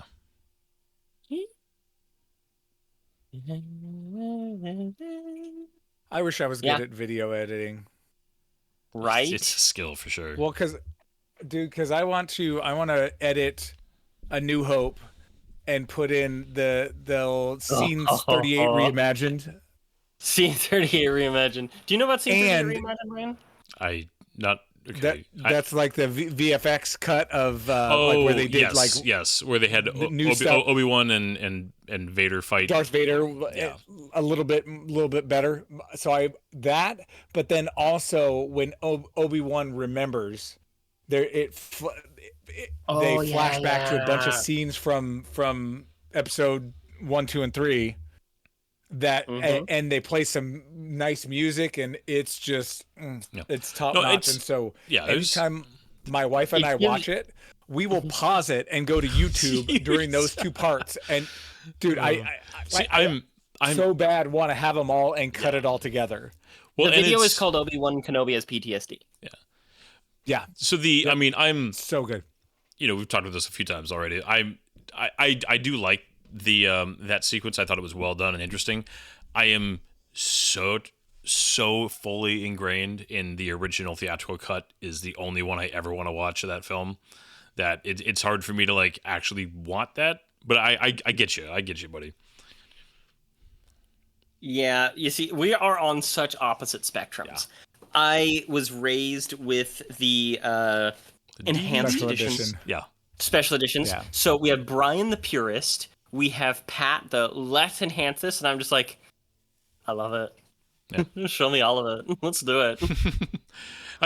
It's so, because the original Star Wars really felt like a 70s film, and it's just such a big part of what it is for me. And I probably watched the VHS, the original, like, you know, full screen, you know, CBS, Fox, you know, where you had the three of them. And I remember like the packaging, you know, the whole thing. And I mean, I couldn't even guess, probably 40, 50 times. I just had every nuance of every line memorized. And so the special editions were just like, every time it was different, it's like, Yeah, I get that. And okay, the CG of the time did not hold up. The CG of the time just didn't hold up. And I'll take the... Did you guys... Go ahead. Did you guys ever see the little animated shorts where they that Disney came out with, where they animate parts of the Star Wars movies, but leave in the sound effects and dialogue? I don't believe I Sorry, have. say that again. They were little animated shorts where they animate parts of Star Wars, like the movies, but they keep the sound effects, music, and dialogue of the movies. But it's a little stylized animation of it. I've You guys ever see seen those? some of that, but I've never, like, I've heard of it. I've not really watched any of that. Oh, I think it's great. And to be honest, there's part of me that wants to see the whole, like all of it, redone that way, just for fun, you know? It's not quite an anime, because I'm not a big anime fan, but it has a flash of anime to it. And I don't know. You guys talking about like different stuff and Brian the Purist and Patrick the Rebel. And I'm just like, ooh, I want to see more of this stuff, you know? there is a So if I'm the rebel and he's the purist, does that make you the separatist? I'm just kidding. easily couldn't care less. Yeah, I'm Java. I don't think that you could make yourself care unless you remembered it, like unless you like that's what you fell in love with and then somebody tinkered with it. Like I mean, I actually don't like fault you for not caring because I don't think you could. I think the only way you could do that without having just grown up with it where it was very ingrained and then it was changed on you would be if you were like, you know, kind of a snobby, stuck up like film purist and took it for like an intellectual stance or something, which is just, even if I agree with them, those people are annoying. Do I come across as an intellectual to you, Brian? Yeah, unfortunately, I've known you too long. I want to donate money to Kai Patterson. He's my favorite now. Yeah. But there is, I mean, Isn't he just a gem? Yeah. there is a version of the special editions that I wish, like, you know, I'm not saying that I would take them over the original, but like, there are some of the changes that I don't mind. Like, there's, you know, some of the stuff with the Battle of Yavin is like genuinely good. There's, in Empire, opening up Cloud City, you know, like making it seem less claustrophobic, like that. That's cool. I like, in Return of the Jedi, I really didn't need much, honestly. I'm like super attached to the Yub Yub song, so like the redone ending where it's a little more celebratory and you see the galaxy, like, yeah, that's fine. Like, there's parts of the special edition I don't hate. And then there's the musical sequence in Jabba's palace, which I just loathe. And the whole Jabba scene with Han in A New Hope, I just hate it so much. Stuff like that. It's definitely I don't a mixed mind the bag. Jabba scene. It's so in badly New Hope. done. It's so badly done. Okay, I'll agree with you there. So I just sent you a link to the little things I'm talking about. All You right. guys should check it out. It's the type of things that they do, and I don't know. I really like them. All I right. think they're fun. Well, Um, so the prequels as a whole, I do think, because we're kind of wrapping up here and I don't want to go too late, but I do think the prequels as a whole are more good than bad. Like, I think that they kind of got, you know, a little bit unfairly maligned at the time. And I do think there's also been a little bit of an overcorrection in recent history of people being like, oh no, they're actually just masterpieces. Like, the truth for me is in the middle somewhere. yeah. Oh yeah. Where are you guys on definitely in kind of the middle. yeah. Good. It's in the middle. I think, again, like you said, the overcorrection. The challenge, right, is, I mean, here's a great example. I'm going to use Star Trek, your favorite Go for it. your favorite medium, right? Wrath of Khan is a great movie. There's not really anything, I don't have too much bad to say about it. After watching some of the Star Trek Discovery, Wrath of Khan's an even better movie. Like, at a certain point, like, the garbage that we've been being force-fed makes this stuff better. Yeah. Is it as good as some of the original trilogy stuff? No. There are parts that are better in certain, you know, like Revenge of the Sith has a lot of high points. Like, definitely high point of the prequel trilogy. I would say, again, I would take this entire trilogy over the sequel trilogy. Heck, I would take Revenge of the Sith over the entire sequel. Like I don't know. Each movie in the prequel trilogy is, to me, better than its counterpart in the sequel trilogy. I would actually contest that. You think with Force Awakens is I better was- than No, Phantom? I know Like- you would. There's because the high points of Phantom Menace are so high, but the low Yeah. points are also so low For sure. that I think that Force Awakens is actually a better movie. Here's my contest to that really quick. Here's my one Okay. contest to that. At least Phantom Menace was not a reskin of New Hope. Sorry to say. Of course, Force Awakens has better moments. It's reskin New Hope. It's Star Wars draw by numbers. Sorry. Yeah. Like No, that's that messed is up. one of my I like biggest J.J. critiques of it. Abrams, and that's my big contest to it. Phantom Menace was something different, something totally different than we had seen before. George Lucas and was pioneered never a trying lot of, to like- copy himself. No, Yeah. exactly, right? And at a certain point, like I've got to give it a lot of points for that because it tried. Yeah, it failed in certain areas, but it still tried. JJ went, "Hey, what did they do 20 years ago? Let's do that, or 40 years ago. Let's do that." Whatever. So, it was, given the right? fact that The Last Jedi tried to do something different and failed at it, Oh. do you think that makes Yes. The Last Jedi better? No, Because and they I'll tell you tried why. to do something new? But they tried to do something new so far outside of the established ethos, culture, the established universe. They tried a bunch of big swings that all failed.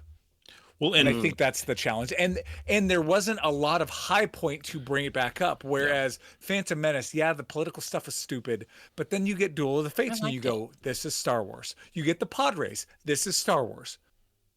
In Last Jedi, I never got that high point. Yep. There was never a moment in Last Jedi where I was like, yes, this is Star Wars. I never felt that way.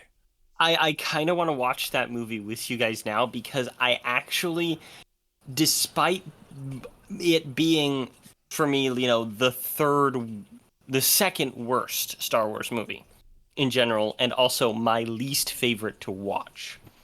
There are moments in it that I'm like, they had something there. oh, They were onto something I there. wouldn't disagree. And I so wish that we could have seen more of that because it felt For sure. perfectly Star Wars. And like, it's just certain points, I'm like, ooh, there it is. That's the dopamine hit right there that I can't get back. well, But bringing it back to Revenge I of the agree with you Sith- on that. I agree with you that on that. Like, for example, hyperspace as a weapon. I don't like that they used it, but I like how they friggin' did it. And it was gorgeous and beautiful. And it was like, oh shit, that just happened. That was great. But again, they imploded an established thing within Star Wars to do it. Yeah. That's my challenge with it, right? You see, I love have how it turned similar out. Feelings, But I have similar feelings about the death of Luke Skywalker because I don't like how they handled Luke Skywalker in that film. But in the whole sequel I trilogy, think that really. his death, his force projecting himself, that entire scene is the perfect death of a great Jedi. It's peaceful, it's powerful, it's life-saving, but it's also epic with this little bit of snark. And I don't like everything that led up to it. There's some things that okay, it's just we'd have to watch it and talk about. We're not going to do that right now. Well, no, for sure, right? Well, and I think I love getting to listen to you guys do this for a change. Yeah, I know. Honestly, we need to put the sequel trilogy like somewhere soon because. The bin? But 2 years, man. no, what we need to go over. That's funny. No, we need to stay focused. I'm sorry. I No, wanna that's talk right. more No, about the we sequel will trilogy, but definitely. That's not right. No, we will definitely need to get to focus. these, and I'm looking forward to it a lot. I have one thing I really want to say about the prequel trilogy Sure. really fast, just to round out Absolutely. my thoughts. The prequel trilogy being highly imperfect, is one of its greatest strengths today. And what I mean by that is, in my personal experience, I like to write as a hobby. I hope to write something I can actually publish. One of the things that I have been stewing over for literally 15 years was, I remember sitting in a summer camp kitchen talking with this friend of mine, and we were just like shooting the shit about Star Wars and things that we wish they could have done with the prequel trilogy and X, Y, and Z. One of my favorite authors, Brandon Sanderson, I watched a whole bunch of his lectures, and he says, don't worry about originality. Take something that you love. Take a story that you love, and maybe even one that you think wasn't done as well as it could have been, and reskin it, put it in a different genre, write that. Use that to practice, or use it to turn it into something completely different from what it started as that's uniquely yours, and that type of thing. And so I myself sat there and I took the entire prequel trilogy and I copied the synopses into a giant document from Wikipedia, and I slowly morphed it into something completely different. And it still is one of my favorite things to go back and play with in terms of writing. And it's been such an inspiration because I loved so much of it, but I also hated so much of it that I'm like, I want to take what I loved about it and make it better, and support it with something really good. And I'm not the only person that's done this. So many other people have, to where people love the prequel trilogy today. Some of them overcorrect, as Brian said, but others have seen it as such an inspiration of like what they want to achieve, but to correct the mistakes that exist there. And several authors, video game makers, filmmakers, I've seen them express something very similar. That they were inspired by these movies, both by what it achieved and what they think they could achieve better than it. And I think that it is genuinely one of the most influential and effective film series of all time, partially because of that mixed reception to it. Well, I would agree that there's something. This might sound cheesy, but like there's something beautiful about its imperfections. You know, there's something that's timeless about what George was going for, and again the fact that he did swing for it, that he did, this was, you know, for better or for worse, this was his idea. And I've said some versions of this many times, but I will defend George Lucas as an idea guy all day long, and is just a creative force, and somebody who is not, he has fallen into the trap. You know, when we get to Return of the Jedi, we'll talk about it, of making changes to his vision because of outside pressure. But and there's definitely been times where some of the best results have come from other people who have said, like George, you know, including his one of his mentors who directed Empire Strikes Back. But I love that he's not a studio guy. I love that he's not somebody who's just like, he is a pure creative. He's not somebody who's like, I'm just out to like make money. I'm just out to, he wanted to make money. He definitely worked hard to make money, and, you know, credit to him. But there was a genuine passion in everything he did that was also there, and I will always respect that. And I love that. And so even when he misses, I still love it a little bit. I still will find something to praise and you know, point to as the because regardless of the outcome, it was done for the right reason. It was, and there's so much apathy, there's so much lack of creativity, there's so much just rehashing old ideas. Oh yeah, and that's where, you know, there's been some genuine. That's what I was doing. Yeah, there's been some genuine, you know, attempts at creativity in the Disney Star Wars, but we're also seeing, unfortunately, a lot of just content creation because it is an IP that has been bought to make money, and that's mixed in there with the genuine creative stabs, and it's just it's sad. Yeah.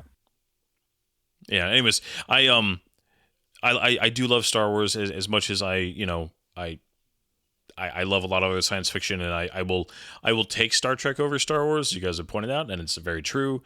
I still do love this, and it's still something that is so influential to me growing up, and still such a touchstone for storytelling and epic, you know, good versus evil, you know, the hero's journey, all those things that I think that those themes are important. I think they're relevant to society. I think that they are valuable in setting the course. And what's funny is, again, written by people who disagree with me drastically politically. But that's actually like something that in the back of my mind, I always hope that somehow there's a way, like, if we could get together, we might not have as much of, you know, we might have more in common than you'd think. And there's a whole rant there that I will spare you all. But it's just, I'm glad we got to go through these. I enjoyed listening to you guys and just watching these. I'm looking forward to seeing Revenge of the Sith in theaters with my daughter here in a week, and it's That's gonna be awesome. Yeah, it's something that I will always cherish these, even if I don't think of these the same way I think of the original. I still think of them as very special and something that I'm so happy they exist, and for all their flaws, I'm so glad that George did decide to do these. So those are my final thoughts. Yeah. Mine as well. Oh, I've already given my final thoughts. I mean, Patrick.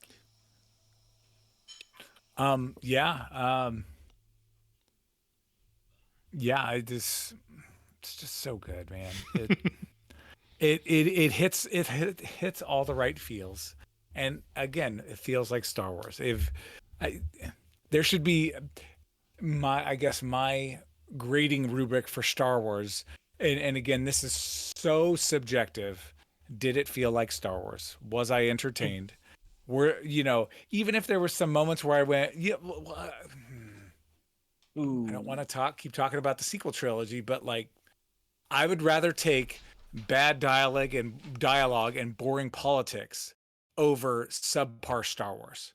If I have to pick good Star Wars with subpar dialogue on occasion, I'll take it. Yeah. But as long as the Star Wars is there, if I don't feel like the Star Wars is there, I don't care how beautiful the music is or the visuals. If it doesn't feel like Star Wars, it's gonna miss. Yeah, it's a Star Wars movie, and I grade it differently. Yeah, I grade it differently, like, because Last Jedi, some people would say it's a good film. If it was by itself, it'd be a hell of a film. The problem is, it'd be like, I'm trying to think of a good example for like the MCU. If you randomly put a Superman movie in the friggin' middle of the MCU, it's not going to do well, but it might be the best Superman movie ever. But it's in the MCU.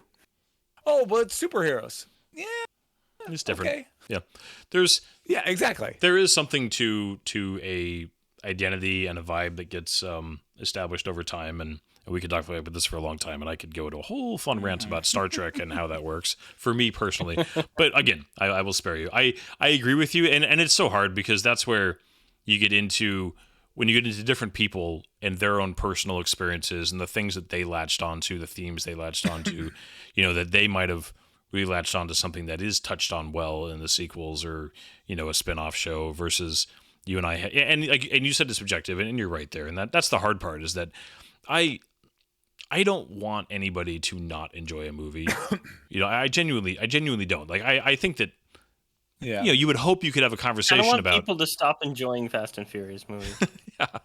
But anyways, it's hard because it's personal. It's personal and it's emotional, and we all have slightly different, things we bring to it. As much as we all love Star Wars, there's little things we all latch onto. They're a little bit different, and there are things that for some of us are huge, and other of us, it's like take it or leave it. Another one, and even among this group of the three of us who are pretty closely aligned, but still have those tweaks personally, and I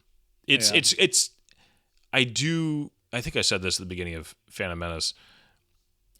I hate how bad the conversation gets at times, because as much as I vehemently dislike most of Disney's Star Wars, I really hate how the conversation is devolved into just such a cesspool of emotional bickering, and it's frustrating. And the same thing's true of Star Trek. Like, I'm not really a fan of anything new Trek. Little bits of glimmer here and there, but again, I still hate the conversation is so nasty and emotional. Makes it not fun to be a fan. It does. It sucks all the joy out of it. It sucks the joy out of something that I love so much. So I will say I hope that we can always, we do try. We try to never, and when we watch the sequels, I genuinely don't want to, just sit here and trash on them. I want to be fair, and I want to, look at them with, here's the good and here's the bad, and like, here's something that could have been great, and if they tweaked that, I don't want to ever be mean, because it's just not helpful. And at a certain point, like, why even bother if that's all you're gonna do? So. But half of my personality is just kind of being mean, so that's gonna be a fun series to watch together, there, buddy. Well, we just ticked over the 3-hour mark, so I love you guys. We are gonna wrap up. But we will be back for more Star Wars. I'm sorry, anybody who wants us to jump right in. We are going to wait a little bit. We're going to give it a breather, but we will return, and I'm certainly hope all three of us will be here for that as we do the next couple films, and looking forward to it, guys. Yes, sir. Awesome. Have a good night, everybody. Good night. Good night, guys. There's doors and corners, kid. If you don't clear the room, if you don't come in slow,